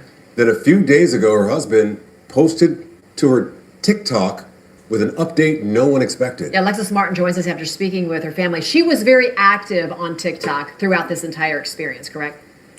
That's right, Tricia. She was posting nearly every day leading up to her surgery. This was the morning of her surgery. And right now, Rachel's husband and her family are dealing with a lot emotionally and legally. I spoke with them today, and they gave me permission to use Rachel's TikTok videos to now tell this story and bring awareness to what happened until they're able to sit down with me and do so themselves. They tell me they have obtained a lawyer, but we are not naming the doctor right now because no legal action has been taken yet. Pray. I know it's going to be great, and I've waited a really long time for this. I'm in good hands. I know God's got my back, and let's do this. Somebody dropped the ball. Rachel Tussey documenting on TikTok as she prepared to get a tummy tuck, a surgery she was very transparent about on social media, speaking about her excitement. I'm only 47, and I think I still have a lot of life to live. And I am so excited to do You already pretty. What are you doing? Leave it alone. This for myself. While also opening up about some hesitations. I'm nervous too. I don't like pain medicine. I don't like pain. Who likes pain? Nobody likes pain. Last Wednesday, the morning of Tussey's surgery, she posted an update ahead of the procedure. Days later, her husband, Jeremy Tussey, made a video posted to the account, shocking everyone who had followed along with Rachel's journey. He describes first speaking with the doctor after the surgery. She assured me the surgery went great, so he was heading home. Jeremy goes on to say the nurses asked about Rachel's pain. The girl said, "Oh, I was just checking because a few minutes ago I gave you your pain med, which was 0.5 Dilaudid and 150 fentanyl." A few moments later, he noticed something wasn't right. Her face had lost color. I got down in her ear and hollered Rachel a couple times. No answer. That's when he says the nurse started CPR. Well, she put the bag on her and pumped it once or twice. The bag wasn't sealed around her face, and then she walked away and grabbed some Narcan. Jeremy says they called the doctor back. He assessed the situation and made sure told him to call 911. Jeremy says they were taken to Bethesda North by ambulance, where he says doctors told him Rachel was without oxygen for 6 minutes. Oh my now, God. Jeremy says Rachel's brain dead. Today, her son told me over the phone she was pulled off life support yesterday and is being transferred to hospice. I reached out to the doctor about these allegations yesterday with an email. I sent a follow-up today and called his office. So far, I have not received any comment from him regarding the situation. Now, a GoFundMe has been set up for Rachel's family, and that link is on fox19.com. Reporting in studio, I'm Alexis Martin, Fox 19 Now. Oh, man, that's crazy. Waited my whole life to see a total eclipse. Now, definitely want to pray for her strength and energy and whatever sort of prayers we can give to the family right now. Because we do understand what a hospice care means. It's kind of like the last plateau, the last situation, the last area. Don't know exactly what caused it. Some people are saying infection. There's other people saying many other things. Terrible situation. That's why sometimes Just try to do it the natural way, and if you can't, leave it. We love you how you are. Want to pray for the family as well as her, and if she had any children, also a husband. And we hope that by way of miracle, that she can get through this. Amen. Because we've seen them before, Lord. Not even the hospice, but a surgical site. Right. She had a reason to be nervous. Oh no, Lord, all for a tummy tuck. That was a lot of pain meds. Yeah, not the problem is likely the use of fentanyl. Yeah, them types of surgeries is not good or needed. Suck. Let's keep on going, you guys. It's so sad. Now we got another situation where this police find 22 pows behind a wall in a Long Island apartment, in a Long Island home. I guess he was stockpiling just in case somebody came in there on him. But yeah, they found him.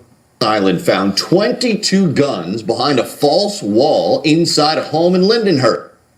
The person now what he was getting ready for, me not know.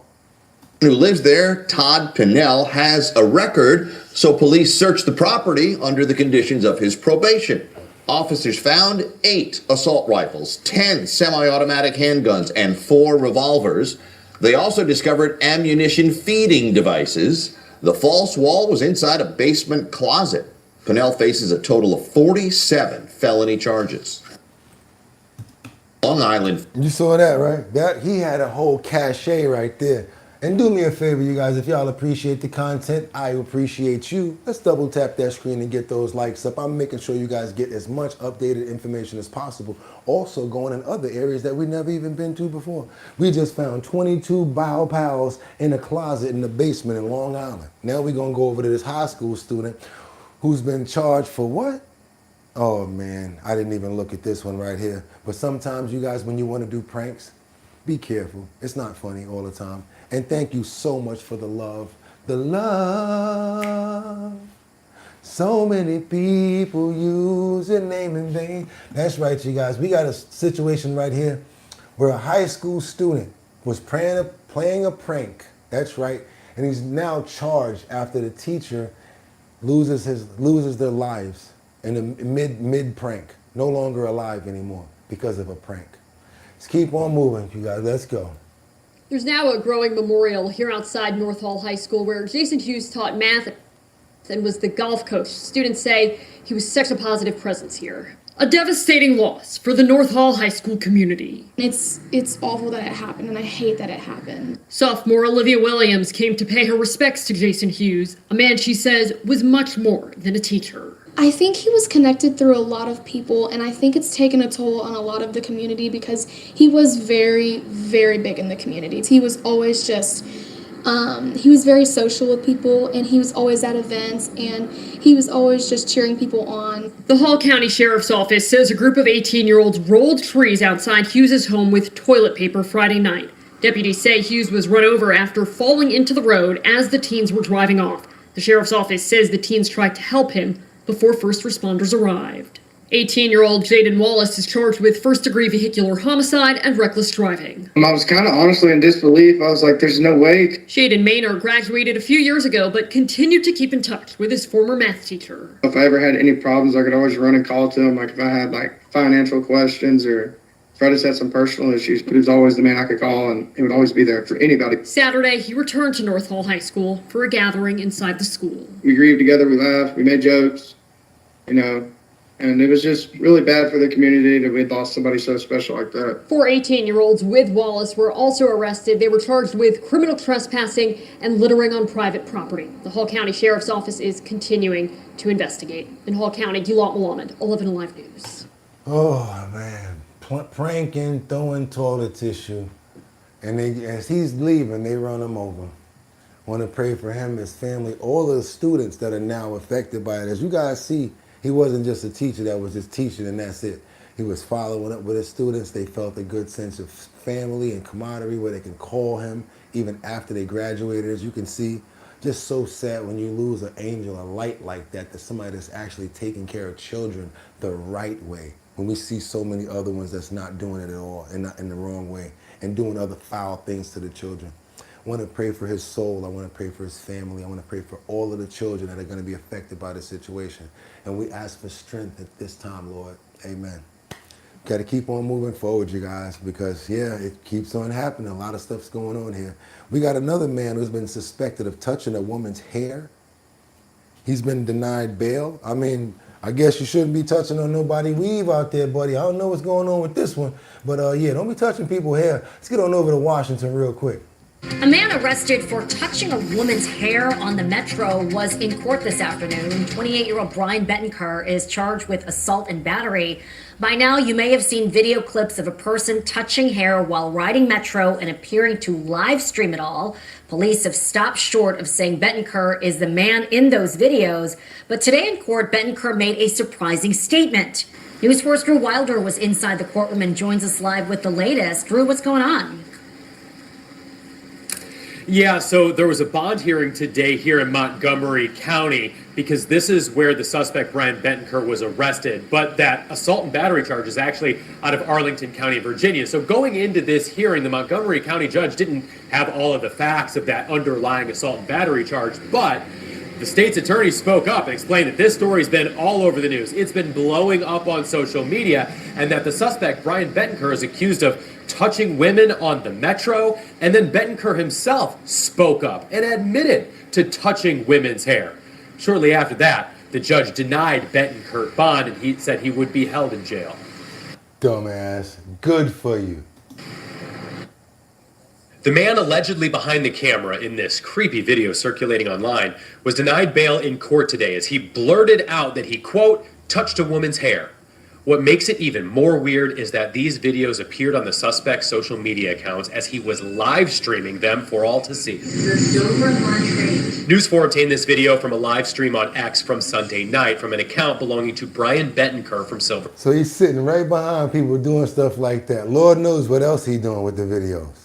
Spring. Metro Transit Police charged 28-year-old Bettenker with assault and battery for allegedly touching someone on a metro train. News 4 asked WMATA multiple times if this video is part of their investigation, but so far they haven't responded. News 4 was also sent this video allegedly showing another similar incident. This video has since been deleted but was pulled from Bettenker's X account by Amanda Moore. Moore was in Montgomery County District Court today where Bettenker had a bond hearing. He's being held here as a fugitive on a warrant out of Arlington County.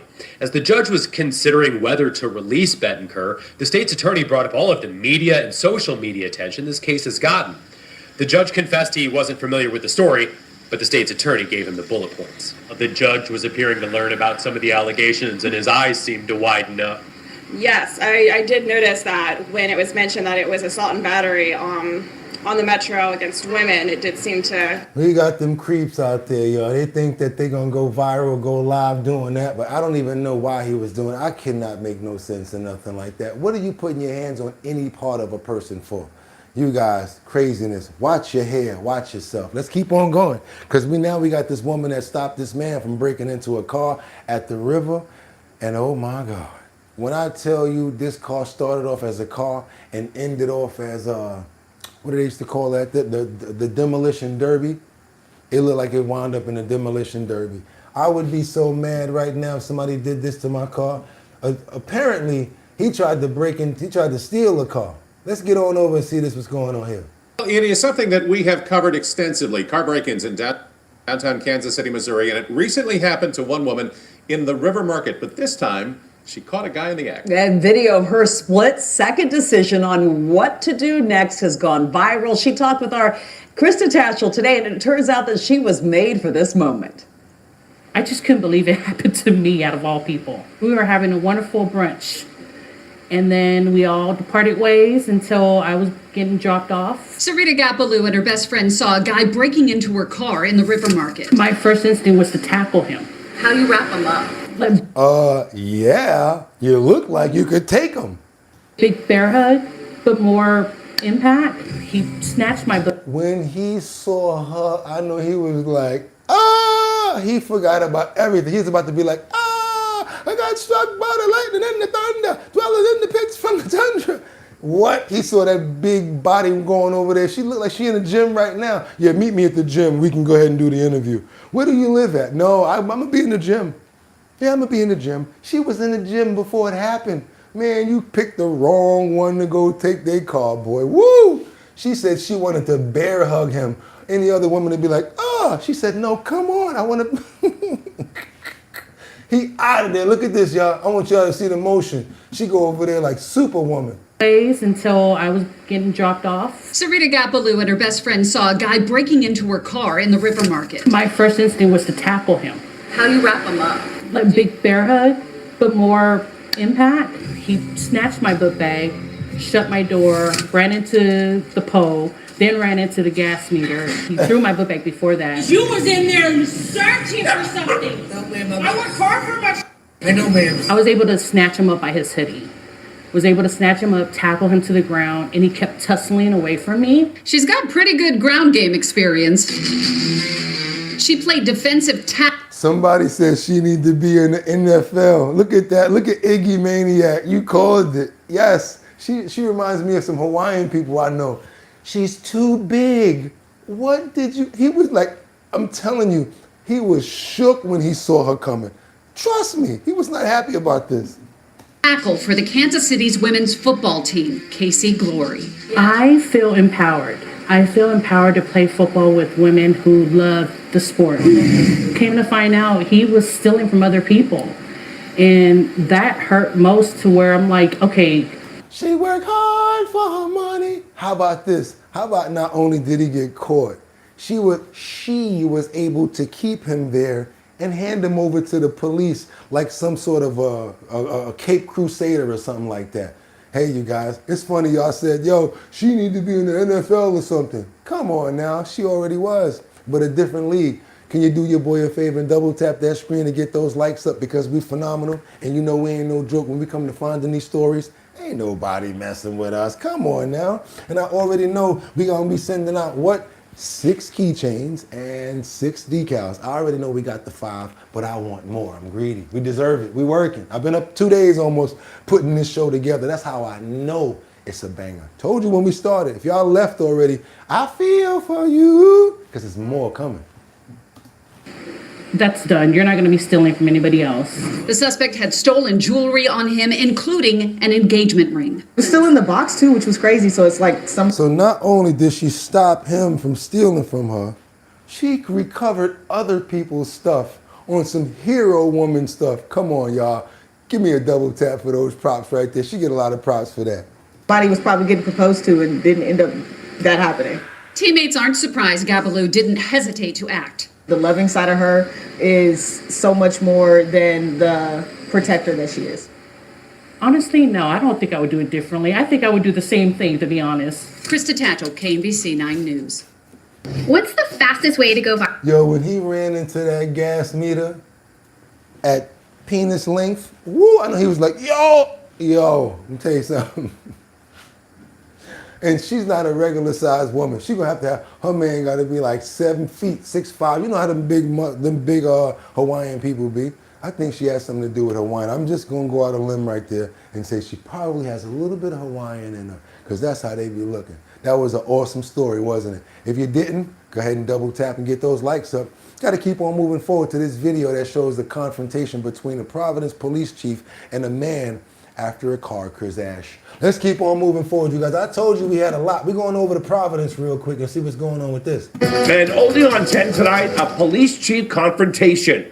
Providence Police Chief Oscar Perez spoke exclusively with NBC 10. When you want to just smack the taste out of someone's mouth, but you got a body cam on. After a minor car accident escalates, ending with an arrest that's caught on camera. Thank you for being with us on a Friday night. I'm Dan Janik. The man in the video is facing several charges tonight, including threatening a public official. The night team's John Perrick is here in studio with the exclusive interviews with the police chief and the witness. John? Dan, the chief tells us he was hit from behind by a car today, a simple fender bender that took a turn after police say the driver started to scream at the chief. And according to the police report, the driver threatened to hurt Perez and his family. You know what I'm telling you, they just get so irate now. They get all up in the police officer's face. They just starting to really get crazy when it comes down to the police. I'm glad that he actually arrested him. I'm glad that he did this. A little tap turns into an arrest? It was an accident, fender bender. That's what it was. But what's making headlines is what happened next. The driver of the Ultima jumped out immediately and ran up to the police chief and basically put hands on him and shoved him into his car. The incident happened here on Broadway Friday afternoon. Providence police say 31-year-old Jonathan Galdamez was driving erratically down the street. Up ahead was the police chief, Oscar Perez, who was stopping for a pedestrian. Police say Galdamez then rear-ended the chief, got out of his car, and walked aggressively towards Perez. He hit 2 feet on the ground, and that's when he came up and shoved him immediately. But that part wasn't on camera. When we talked to the chief, he said he wasn't assaulted or shoved. No assault charges have been filed, but police say Galdamez made threats towards Perez's family, swearing at the chief, saying he wanted to slap him. So he tried to give him a pass on the assault, but yeah, we're trying to do all that now. You got to get it now. Started yelling at him, watch your head. That's when you get this, and they put their hand on top of your head so it don't hit the top of the car, and then it's like this. You was doing all that yelling. Now you're on your way to the precinct like this, looking at the Chinese restaurant, looking at that little chihuahua over there, that old lady walking. Don't know what's gonna happen to you. Dun-dun-dun. Just keep on moving forward, y'all. Like a lot of finger waving and pointing. Ryan Grady filmed this video of the altercation. Chief Perez explaining his side of the story. Yeah, what you see on the video, it's myself trying to de-escalate and act as professional as I can be. The police report states Galdamez told Perez that he was frustrated because he says Perez denied him parole 3 times. The chief called for backup. About 8 cruisers came and responded. And the cops came out too. The Providence Police Department takes accidents on a daily basis. This was just one of those accidents. Oh, so he's mad at him for something that had to do with something else, talking about some parole situation, huh? Now it makes sense. It seemed like you probably was stalking him. I cannot believe that they let him out. All of that others would have already been in the cuffs. They can't mess with Chief Perez because he's Spanish. Okay, let's keep on going, you guys. I read that from you. Let's keep on going right now because we got a couple of smash and grabs going on with these 6 stores over here. And you know, they're still out there doing it, you guys. We got the youth doing it all over now. Let's see what's going on in Chicago with this smash and grab where this van crashes into a liquor store. Chicago police are telling businesses to watch out after a wave of break-ins hit the south and southwest sides overnight. Leslie Moreno talked to a business in Arthur Heights that got hit. Leslie? Hey guys, good evening. Yeah, one of those businesses is Angelo Stuffed Pizza here behind me. They've been a staple in this community for over 30 years now. If you look closely there, you can see. How y'all gonna break up in Angelo's deep dish like that in Chicago, man? Y'all can't be doing that. Do your boy a favor, double tap that screen to get those likes up. Somebody says Chicago. Good morning, Liberty, Chicago. Lee, I didn't want to say it. Hey, Liberty, how you doing this morning? Everything good? What's going on over there, Lisa Roy? Yeah, go ahead and send the address. I got you. I saw that earlier. I don't forget nothing.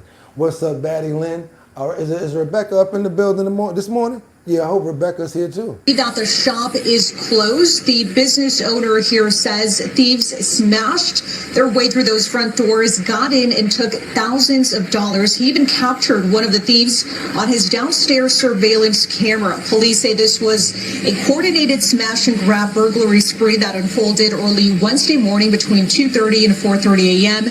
4 suspects went from neighborhood to neighborhood, breaking the glass doors and windows of 6 businesses to get inside. The group got away with cash, registers, and merchandise. The owner of Angelo Stuffed Pizza says thieves stole nearly $6,000. A big chunk of that was their rent money. Damn. Not to mention all the damage and repairs they're now left with.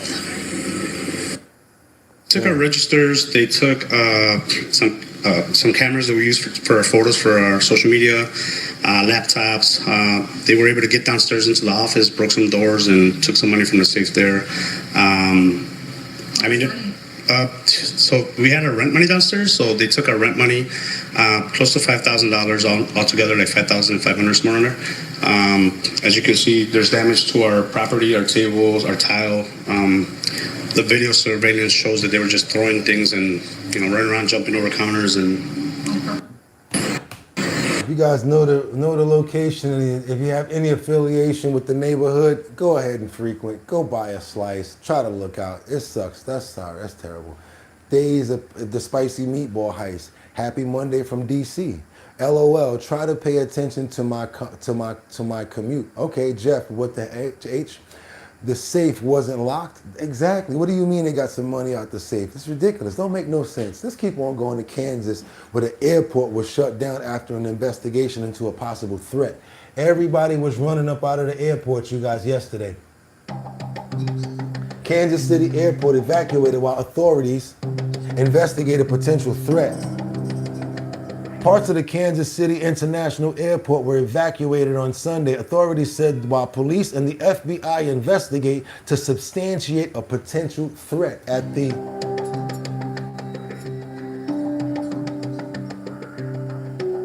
terminal. There's a few details about the incident were officially released, but the Kansas City Aviation Department confirmed that the evacuation in a statement posted on social media on Sunday, yesterday. Oh, no, it wasn't. That was, yeah. No. Video circulating on social media appeared to show passengers evacuating onto the tarmac, and the spokesperson for the airport told the Associated Press the entire terminal was vacated or evacuated, right? Yeah, evacuated. The Kansas City Aviation Department and the FBI Kansas City field office did not immediately respond to the request for comment from Forbes. Let's keep on moving forward, you guys. Yes. Evacuated Kansas City Airport yesterday. Hopefully everything is back up to date. We will keep you posted on those stories. Second time something like that has happened. Yesterday, a day before yesterday, we saw that United flight coming back and getting grounded because of the wing that was on fire, right? This was a whole total different situation here. We got to keep on moving because we got a lot. Told you it was a stacked deck today. We got some dramatic moments that a victim confronts an alleged car thief at an intersection. This one right here is one for the books. I'm talking about aggravation, frustration. This is the actual video I was telling you guys about earlier when I was talking about the crash in the cars. Because if you think about it right here, this looks crazy. I want you guys to see what happens right here in this next video clip I'm about to show, which basically has somebody jumped inside of someone's car. He tried to get away. They were almost successful in getting him out. He got the car, it was already started. He just starts to straight mangle the car. It's crazy. You're not going to believe this. No audio. Dramatic moments a victim confronts someone who tried to steal a car. She's hanging on to the edge of the car here. The car is doing circles. There's two people trying to grab the guy trying to steal the car. The guy's just got the car in the right turn, pressing down on the gas. Already tore the bumper off, totally wrecked the back. The front is already shrapnel, like it looked crazy, and he's still going. They're trying to stop this guy as he's literally trying to steal his car.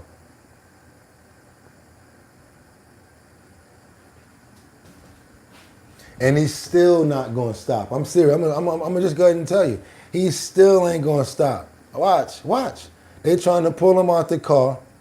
He's stealing the car. Now he going in reverse now. Y'all better be careful. Y'all better be careful. This is craziness right here at its supremeness. They don't even fight this hard in Grand Theft Auto. They been done took the car by now. And he literally just talking to him. Why you not two-piecing and biscuiting this dude? Why you not grabbing him by the top of his hair? Why you not grabbing him? We want to give somebody a handshake. Why you not grabbing him by the top of his hair, whooping on him? And now he gonna run. I'm telling y'all, I don't know how to call this one right here. I do not know. I don't know. Iggy, all right, have a good one. Thank you so much. Take care of each other always. Illness out there, something in the car, something in it, right? Something in that car, huh? I don't know, you guys. We got to keep on moving forward. Let's double tap that screen, get those likes up. I had to show you guys that I couldn't hold that one back. I can't. What do you guys think about being denied service because you have on a Make America Great shirt or a Make America Great hat? Thank you so much, Rebecca Langen Bueno. Thank you from Grand Rapids and best show on YouTube. Thank you so much, Rebecca Lanyan Bueno, and we love you and we pray for you all the time. Thank you so much. Liberty, how you doing? There was bricks or something in there. That's crazy right there, right, Liberty? That was crazy. Iggy, have a great day. Let's keep on moving forward, you guys. Let's go. I got a situation here where this man was denied service at the Smoothie King over his Trump shirt. After that, he started being, oh yeah, can everybody go ahead and give Rebecca Lanyan Bueno so much love for the super chat? We really appreciate you and we always pray for you. Yes, everybody, show some love to Rebecca. I want you guys to see this going on right here. Because of what he was wearing, he got discriminated against and he got trolled on the internet like crazy, as well as threatened by thousands of people. Do you guys think that this is right for them to deny you service because something that you're wearing? She don't even own the store. She just worked there. Well, not anymore. Let's keep going, y'all. Refused service at an Ann Arbor Smoothie King for wearing a Trump shirt, speaking out on camera for the first time. The video of the two employees telling him and his wife to leave has gone viral. Smoothie King has apologized, but as Fox 2's Scott Wolchek tells us, that apology may not mean too much. We were just wanting a smoothie and you literally looked at us and I asked you if everything was okay. You said we don't feel comfortable serving you because of my husband's hoodie. That is discrimination. Okay, well, have a great day. It's a video gone viral. A local man denied service at an Ann Arbor Smoothie King for wearing this shirt. So what does it say on there? This shirt says Trump, take America back 2024. Do you think there's anything offensive about your shirt? I guess there is to some people. It's something Jacob Lindemeyer has learned all too well ever since he felt like grabbing a smoothie on Monday at the Jackson Road Smoothie King. He says he goes there all the time, but Jacob was denied his smoothie. What he has received, he says, are death threats. You better watch your back. We know where you live. And this is like thousands and thousands and thousands of messages. Never in my life would I have ever thought that I would be getting death threats over my political beliefs. Hey, you know that's a crime, right? It's not. Discrimination is a crime. We have the right to refuse service here, and that's what we Not due to political views, though. We've worked so hard to get where we're at now. Like, I'm an entirely different person than I used to be.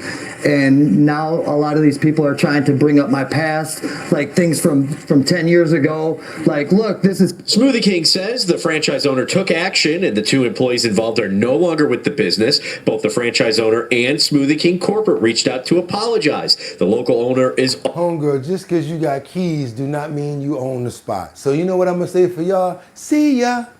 Hope we never see you again. Bye now. That's right, you guys. Why do you think Pharrell looks so young?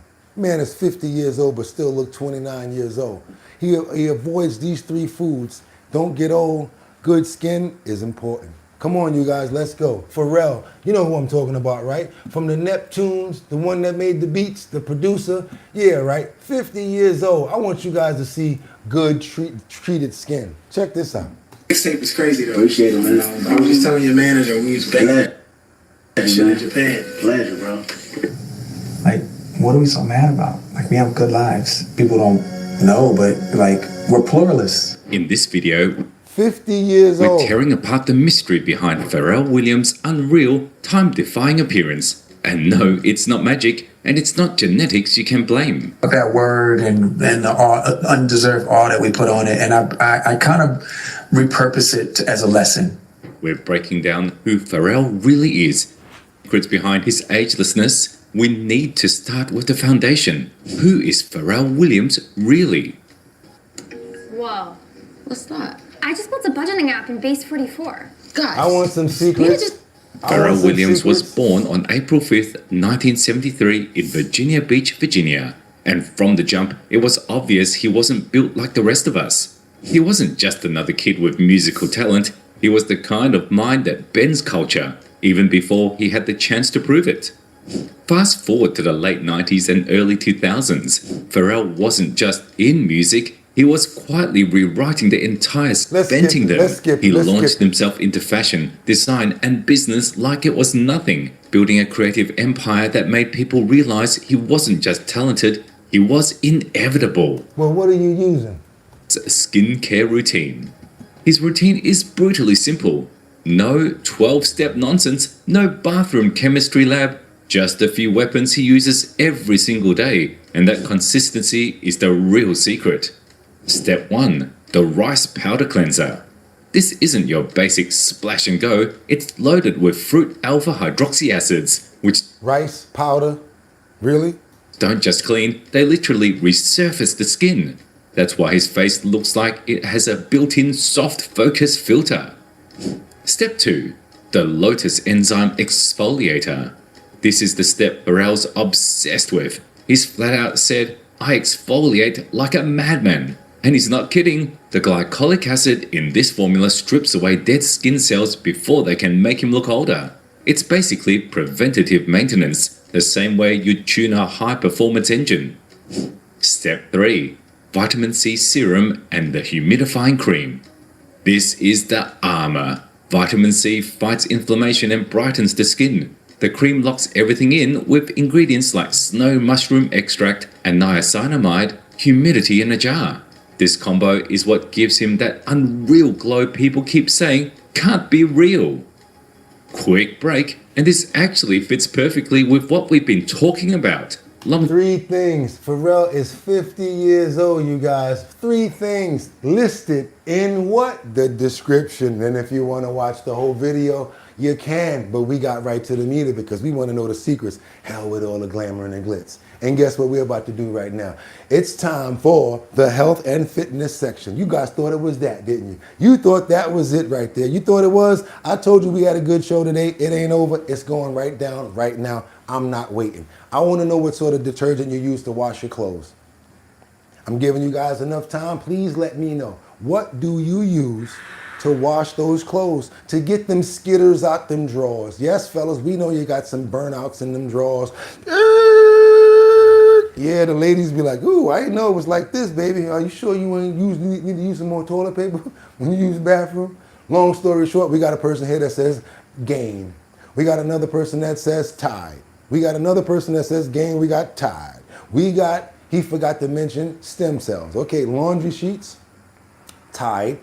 I use Tide. Tide and Perox. Okay, gain, sometimes homemade. Buff City soap, Magnolia. Tide the best. Tide the borax. Oh my oh. Orange one, can't remember the name. Must be Tide, angels. Tide. Hot water and bleach. 2. Tide. Free and clear. Tide. Purex. Earth breeze. Okay, guess what? No more Tide. I don't care. I'll take the hit for this one. Yes, Tide, you can get mad at me and send me the Procter & Gamble cease and desist, but we're not letting our people use that crap anymore. No more Tide. Trust me. And you're not going to want to know why, but I got to tell you. There we go. We're going to break it down right now. And we got a lot of people, I notice, that we kind of brag because we're spending money on the labels. And we feel like we're doing good because we're talking about these big labels that they market to us. It's not your fault. It's our fault for not doing what? The research and paying attention. We've got laundry detergent brands to avoid at all costs and 2 that are worth it. Dangerous. Tide is dangerous. It has contaminations, some of the highest in any source of detergent. We have Gain, and Gain is linked to hormone disruption and allergic reaction. We also have Arm & Hammer, who is sodium sulfates. Purex has dangerous flogging and high levels of metazols. Consumers protection laws in Europe won't even allow it to be sold in Europe. Purex. We've got Cheer. We know Cheer for years of using it, and we think that it's good because our grandmothers and our moms tell us to always use Cheer. Tested and determined to have dangerous levels of chlorine bleach. Chlorine bleach is also known to not be good for the skin, and it should not be put on the skin when it comes down to anyone that has certain types of deficiencies, especially the elderly. You're thinking about, you want your clothes to smell fresh. You want them to be clean, but believe it or not, those toxins that they're putting together to make everything smell clean is actually the stuff that's actually taking us out of here. I promise you, I did all the research. If you want to do it too, I think that you should. Let's get on over to, that's right, Cheer, tested, determined to be dangerous and have levels of chlorine bleach. And if any one of these you want to look up right now, just to see what I'm saying. Another one is called FOCA, OCA. It has a white seal on the front, and I am a victim of buying it because it's cheap and they be having it in a 99-cent store. I'm calling myself out on this one. It contains high levels of phosphates, chemicals, and damages waterways and can cause skin burning, dangerous levels of skin peeling, and much more. The safest pick for us right now, just so you guys know, when I brag about something, we're gonna go into the Molly Suds. It's an original laundry powder because it was made by a mother for a child with sensitive skin, and it's already been tested, and they constantly test it. They put the ingredients on their website as well as all of their test results. Molly's Suds. Now we're gonna get over to another one. Blue Land, the laundry tablets. Those are the ones that you want to use. They've been tested. Let's get on over here and see what's going on with this stuff, you guys. You don't believe me? You should now. Every bottle. From carcinogenic chemicals banned overseas to allergens triggering skin rashes and respiratory distress, some detergents can worsen heart conditions or interact with medications. Today, we are exposing 9 laundry detergent brands you should avoid at all costs, and the 2 that are actually safe for your health. Coming in at number 9, Tide Original. Avoid. Procter & Gamble markets Tide as America's trusted clean, the gold standard for removing stains and freshening fabrics. Walk down any grocery store aisle and you'll see that unmistakable bright orange bottle sitting front and center, practically glowing under the fluorescent lights. Commercials show families laughing, children playing in bright clothes, grandparents hugging grandkids wrapped. Do your research. Don't just listen to me. I did. In that Tide Clean scent. The advertising is relentless, reassuring, designed to make you feel safe. But behind the branding lies a harsh reality that should make every senior think twice before pouring that thick blue liquid into their washing machine. Tide Original contains 1.4 dioxin, a carcinogenic contaminant formed during the manufacturing process when certain chemicals interact. The EPA classifies it as a likely human carcinogen, yet it's not listed on the label because it's technically a byproduct, not an ingredient. This legal loophole allows manufacturers to hide dangerous contamination from consumers. Studies show that repeated skin exposure through freshly washed clothing can lead to dermal absorption, especially problematic for seniors with thinner, more fragile skin that's lost elasticity and protective barriers over the years. For those on blood thinners like warfarin or heart medications like beta blockers, chemical absorption can strain the liver and kidneys, organs already working overtime to process multiple daily prescriptions. Your skin is an organ. You're putting clothes that have chemicals in them on your skin. Your skin is the biggest organ that you have. The bright blue liquid promises purity, but lab tests reveal hidden contamination in nearly every batch. Testing from the Campaign for Safe Cosmetics found detectable levels of 1.4 dioxane in over 70% of laundry products tested, with Tide showing some of the highest concentrations. Seniors washing bedding, towels, and undergarments daily are essentially soaking their skin in chemicals that Europe refuses to allow in consumer products. That scent that supposedly smells clean, that artificial fresh smell that clings to your clothes and fills your closet, is actually a cocktail of undisclosed synthetic fragrances linked to hormone disruption and allergic reactions. Some seniors describe the smell as overwhelming, almost chemical, like something that doesn't belong near your skin. But the marketing is so strong, the brand so trusted, that people ignore their instincts. Yep. One woman described how her sheets smelled so strongly of Tide that she couldn't sleep. Yet she kept using it because that's what her mother used. What Tide calls original is originally toxic, a betrayal of the trust built over decades of advertising. At number 8, we have Gain Liquid Detergent. Avoid. Also made by Procter. Again, we love it because it smells so good, right? And it cleans very well, right? Because it smells so good. And all they really know that they want to captivate your smell. They want those senses to just tingle. That's what we know it for, right? And Gamble, Gain sells itself on one thing, scent. The marketing is all about that Gain smell, that overpowering floral fragrance that clings to clothes for days, sometimes weeks. Open a bottle and the smell hits you immediately. Sweet and artificial, almost sickeningly strong. Commercials show people burying their faces in fresh laundry, inhaling deeply, smiling wide, as if that synthetic perfume is somehow connected to cleanliness. But that signature scent is a massive red flag for anyone concerned about their health. Gain contains undisclosed fragrance chemicals, some of which are phthalates, endocrine disruptors that have been banned in children's toys for years, but remain perfectly legal in laundry soap. These chemicals can interfere with hormone production and have been linked to reproductive issues, thyroid problems, and metabolic disorders. For seniors, especially those with asthma, COPD, or chronic respiratory issues, these fragrances can trigger severe coughing fits, shortness of breath, and chest tightness that feels like an elephant sitting on your lungs. One study from the University of Washington found that scented laundry products emit over 25 volatile organic compounds, including acetaldehyde and benzene, both classified as hazardous air. It's what's in the compound that makes it up. Don't get angry at me for telling you what's going on. Do the homework.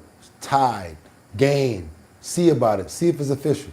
Pollutants by the EPA. These aren't just unpleasant smells, they're actual toxic chemicals being released into your home. Seniors living in small apartments or using shared laundry facilities are breathing in these chemicals for hours, sometimes all day long. The smell doesn't just linger on clothes, it seeps into bedding, couch cushions, curtains, even car interiors. Some people describe walking into a room and immediately knowing someone uses Gain. The scent is that pervasive and artificial. For those on oxygen therapy or using daily inhalers, Gain's fragrance can worsen symptoms dramatically and increase emergency room visits. Consumer Reports describe headaches lasting for days after simply folding Gain-washed clothing, migraines triggered by sleeping on Gain-washed pillowcases, and nausea from wearing Gain-washed shirts. Arm & Hammer liquid laundry. Now at number 7, Arm & Hammer liquid laundry detergent. Avoid. Arm & Hammer built its reputation on baking soda, that simple white powder your grandma used for everything. But we know that they don't put that much baking soda in there because technically, all they got to do is put a dash to say it's baking soda in there, right? Let's go. From cleaning sinks to soothing bee stings, the brand carries wholesome, natural, trustworthy vibes that have been carefully cultivated over more than a century. Their detergent packaging features the iconic Hammer logo and promises powered by baking soda for a deep, gentle clean that respects both your clothes and your skin. The marketing leans heavily on nostalgia and natural ingredients, suggesting this is the safe choice, the one grandma would approve of. Okay, we got a person here that we want to pray for. Cinnamon bread. I had thyroid cancer. I had my thyroid removed, sensitive to endocrine disruption. So you know what they're talking about here. Endocrine disruption. Just want to make sure you guys understand something. These are companies. They're out for a goal. They're out to make money. They're out to get your money for the detergents. And I do not know if this is something that you guys really care about. You're probably going to ignore it, but I still just want to bring it to you. And you make your own decisions of what you want to do about it. Let's keep moving forward. But strip away the clever marketing and you'll find sodium lauryl sulfate, a harsh industrial surfactant known to irritate even moderately sensitive skin. This is the same chemical used in engine degreasers and industrial cleaning products, yet it's being marketed as gentle enough for your clothes. I've had situations where I've worn my clothes and I wound up itching and whatever like that, not even knowing what it is until I determined, but did not rinse my clothes good enough. You start thinking about stuff like that. Seniors with eczema, psoriasis, or dermatitis report severe burning sensations, relentless itching, and angry redness after wearing clothes washed in Arm & Hammer. The baking soda they so prominently advertise makes up less than 5% of the formula. The bulk is synthetic chemicals, optical brighteners that add no cleaning power, and preservatives designed to extend shelf life, not protect your health. Consumer complaints describe clothes that look clean on the surface but feel stiff, rough, almost scratchy against bare skin, like wearing sandpaper. One elderly woman described how her arms broke out in raised welts after just 2 days of wearing shirts laundered with this detergent, the fabric abrading her skin with every movement. You guys appreciate the content? Subscribe now so you never get blindsided by hidden dangers in everyday products. Coming in at number 6, Purex liquid detergent. Avoid. Purex positions itself as the budget-friendly option, the smart choice for families watching their wallets and seniors living on fixed incomes. The bottles are huge, sometimes holding twice as much as premium brands. The price is remarkably low, and the label promises serious dirt-fighting power without the premium cost. It's designed to appeal to practical shoppers who think they're being savvy with their money, but you absolutely get what you pay for, and sometimes you get dangerous things you didn't bargain for. Purex has been repeatedly flagged by consumer safety groups for containing high levels of preservatives like methylisothiazolinone, a potent allergen that has been directly linked to severe contact dermatitis, and even chemical burns in sensitive individuals. In Europe, where consumer protection laws actually have teeth, its use in leave-on products is heavily restricted. Yet here in the United States, it's freely used in laundry detergents that will sit against your skin for 12, 16, sometimes 24 hours a day. Seniors report sudden onset of itchy rashes, painful hives, and raised welts appearing mysterious mysteriously on their torso, arms, and legs after switching to Purex to save money. The cruel irony is that the money saved at the checkout counter gets spent on dermatologist visits and prescription creams. The chemical doesn't rinse out fully during the wash cycle, especially not in cold water. Instead, it clings stubbornly to fabric fibers, building up with each wash. Create detergent. Avoid. Cheer was once an iconic American household name. The trusted detergent your parents or even your grandparents probably used faithfully for decades. Remember Cheer? Instantly recognizable by that distinctive bright yellow box and the reassuring promise of reliable all-temperature cleaning power that worked in any water condition. All-temperature Deep Cheer. nostalgia runs through this brand like a current, and many seniors still purchase Cheer almost reflexively out of pure habit, unquestioning brand loyalty, and deep-rooted trust built over 50 or 60 years.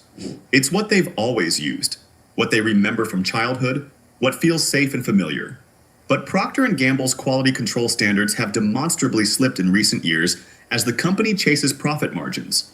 Recent production batches have tested shockingly positive for dangerously high levels of chlorine bleach, and this contamination appears even in versions explicitly marketed and labeled as color safe, which should contain no chlorine whatsoever.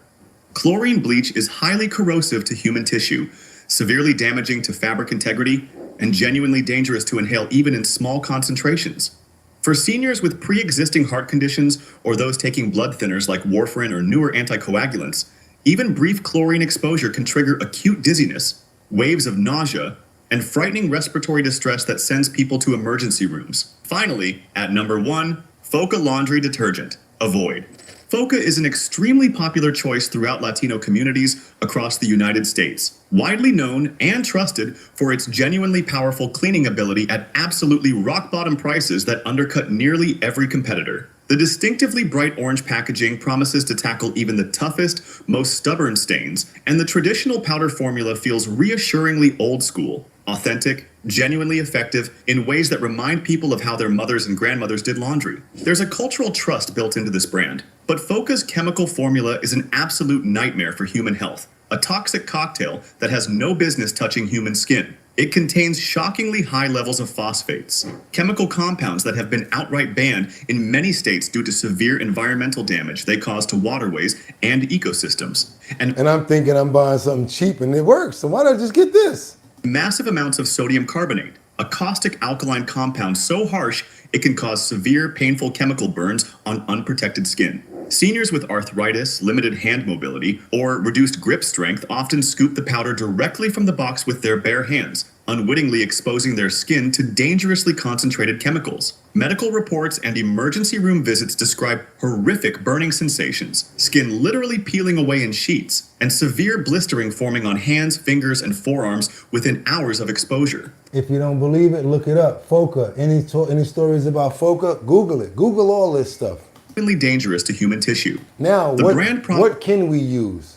Promises incredible affordability and superior cleaning power, but what it actually delivers is chemical burns, permanent lung damage, and severe respiratory harm. This is unquestionably the single worst offender on our entire list. The first actually safe option, Molly's Suds Original Laundry Powder, made with only 5 simple, pronounceable ingredients that your grandmother would actually recognize. Sodium carbonate, sodium bicarbonate, which is just baking soda, pure sea salt, magnesium sulfate, commonly known as Epsom salt, and unscented peppermint essential oil for natural antibacterial properties. That's it. No synthetic fragrances that trigger headaches, no optical brighteners creating toxic illusions, no harsh preservatives extending shelf life at the expense of your health. Third-party tested by completely independent laboratories and certified by the Environmental Working Group with their highest possible A rating. It's called Molly's Suds. Gold standard in consumer product safety. Seniors can genuinely trust this powder to clean effectively without causing skin irritation, respiratory issues, or exposing you to hidden chemicals. It dissolves completely in all water temperatures from cold to hot, rinses away clean without leaving residue, and is completely safe for septic systems, unlike many commercial detergents that kill beneficial bacteria. Molly's Suds demonstrates complete transparency about every single ingredient and regularly publishes independent lab testing results right on their website, something virtually no major brand will do. Reduces plastic waste compared to liquid detergents and allows for precise dosing based on load size and soil level. Comprehensive testing shows absolutely zero detectable levels of 1, 4-dioxane, phthalates. This machine could change. It's the best, you guys. Sometimes the one that you don't know about is the best. And sometimes the one that's a little more Heavy expensive. metals. This is exactly what laundry detergent should be. Simple, One more. effective, and truly safe for you and your family. The second safe recommendation, Blue Land Laundry Tablets. Brilliantly convenient pre-measured tablets that completely eliminate the common problems of overuse and waste. Made exclusively with genuinely plant-based enzymes and fully biodegradable surfactants that break down harmlessly in the environment. Completely free from artificial dyes, synthetic fragrances, chlorine bleach, phosphates, and parabens. Each individual tablet is carefully wrapped to prevent any moisture contamination during... I am a marketing genius, but I'm not trying to sell you anything, by the way. I have no affiliations with any one of these companies. I'm just a person that goes and researches information for our platform. And if you guys have any categories like this, help me out, send me the videos, because stuff like this is stuff we need to know. Health and wellness, our fitness is very important. Even what we put on our skin, in our bodies. Think about it. It can affect you. Remember the Puff Daddy stuff they talk about? They rubbed the lotion on people, started having them act a certain way. Touch your body with something, you never know what's going to happen or how it can affect you. Storage, ensuring absolutely consistent quality and safety from the first tablet to the last. Blue Land has earned the prestigious EPA Safer Choice certification, Melissa, which means that appreciating it. every single ingredient in their formula has been rigorously evaluated and meets exceptionally strict human and environmental health standards. Seniors particularly appreciate the absolutely no mess, no measuring convenience that eliminates spills, reduces arthritis strain, and ensures you use exactly the right amount every single time. The formula is deliberately gentle enough for even the most sensitive skin while remaining genuinely tough on stains, grease, and odors. The tablets dissolve fully and completely in cold water, which saves substantial energy costs and dramatically reduces chemical residue. Okay, you guys, I'm going to give you the name of this. It's 9 laundry detergent brands to avoid and 2 that are worth it. Again, 9 laundry detergent brands to avoid and 2 that are worth it. What else we have here? I'm going to give you guys the channel. It's the consumed channel, CONSUMED, CONSUMED. Another thing I want to tell you guys, let's just say for a fact that, for a chance that we don't believe anything that was said here. The fact that we have AI, we have Google, we have all of this stuff at our disposal is phenomenal. What I do is I say it, and then the next thing you know, I find the stories just start popping up about the class action lawsuits, about the actual remedies and what's going on with these situations. And then I make sure I bring it to you guys, because I like to make sure that I know what the hell I'm talking about before I say it. Let's keep on moving forward, you guys. Double tap that screen to get those likes up, because we got to show Punch right now. You guys remember that little monkey named Punch? He makes a new friend at the Japanese zoo. That's right, you guys. They've embraced Punch. They brought him in. They're showing him love now, y'all. Come on. It is time for the highs and lows of the week, and our first high is a happy update on our pal Punch, the 7-month-old Japanese macaque who's become a viral sensation along with his beloved Stuffy. Punch earned a global cheering section after appearing to be bullied a bit by other monkeys at the zoo outside of Tokyo that adopted him when he was abandoned by his mom. So the zoo gave him that IKEA Stuffy just so he'd have a pal. Well, we can report this morning things are looking up for the little guy. New video from the zoo shows Punch playing with the other monkeys, giving one of them an affectionate squeeze, little monkey hug there, before hopping on his new friend's back for a ride around the enclosure. Now, he has not abandoned the Stuffy. It's just that now he's got some new real-life friends, too. I think we should just check in on Punch every week. He has a standing invitation here. You guys, I heard what you said about the black soap. I'm not going to recommend it until I do a little bit of history on it, because there could be something like Lil's Ned. There could be lead inside of that soap. Believe it or not, for some reason that just came to my head. And if I'm wrong, I want to be. But something just came up like that. Maybe it was, maybe it's good. But I used to use black soap myself. It was pretty good. It's pretty strong, but it's really good. Let's keep on moving forward, because yes, we know that you love him, and we know that we got to show some love. Let's go ahead and show the man that rescues a cat that's in a tree for 3 days. He was in the tree. I'm going to tell you one thing. This man is a true hero. After 3 days of this cat being in a tree, he went up there. I'm talking about very high up, too. Luckily, he knew what he was doing. I love people that go above and beyond. He brought treats up. He calmed the cat. And then he did what he had to do. And you guys, when y'all see the height that he went up, y'all gonna call him a real hero too. Let's get on over here and show you guys this cat that was trapped in the tree for 3 days in upstate New York. Oh, can you hear him?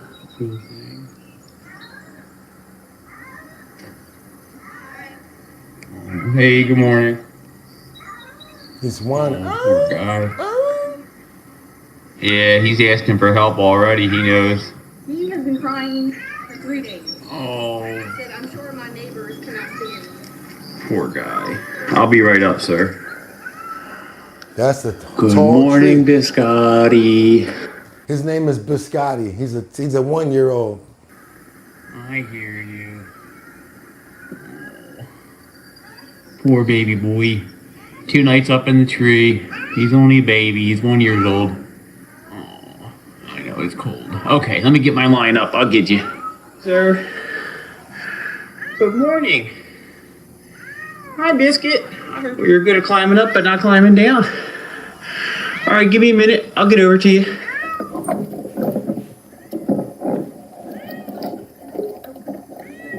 Now, I do some marketing for his tree climbing service for what he doing. Biscotti like, nah, bro, I ain't trying to fall. So he's giving him some treats to get a friendship going. He's been up there for 2 days, so you know he's hungry. He's taking everything he gives him and he's eating it basically because he's hungry. Chow down, enjoy. He told him to chow down while I get you ready. Yeah, you enjoy that. I'll get my stuff ready. He's like, help, help, help. Yep, help, help, help. Somebody said he'll never do that again. Look at that.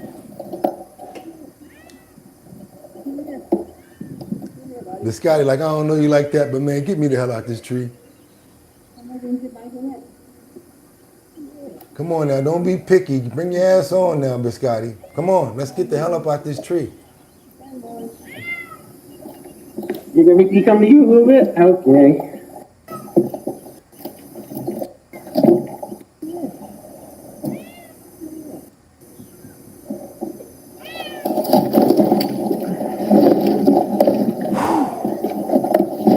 I had to make sure y'all saw that. Oh, he's so friendly. I know you, sir. Yeah, oh, he's so friendly. I got him. I'm just hugging him right now. He's gonna go down in the bag where it's safer. Oh, yeah. He like this.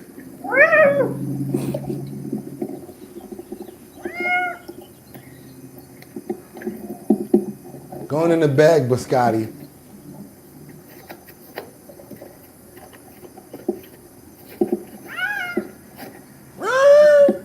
Help! He got you already. Stop screaming. Cat's in the bag. Cat's in the bag. But look how high the tree is, y'all. Come on, give your boy some love for showing this story to you. Double tap that screen to get those likes up. Subscribe to the channel, become a member.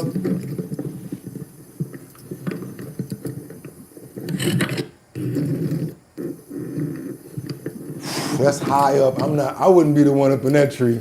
Biscotti, you so lucky, because that looks so high to me. Oh my God. Biscotti, you lucky that he went up there, because I'd have been like, Biscotti ass down.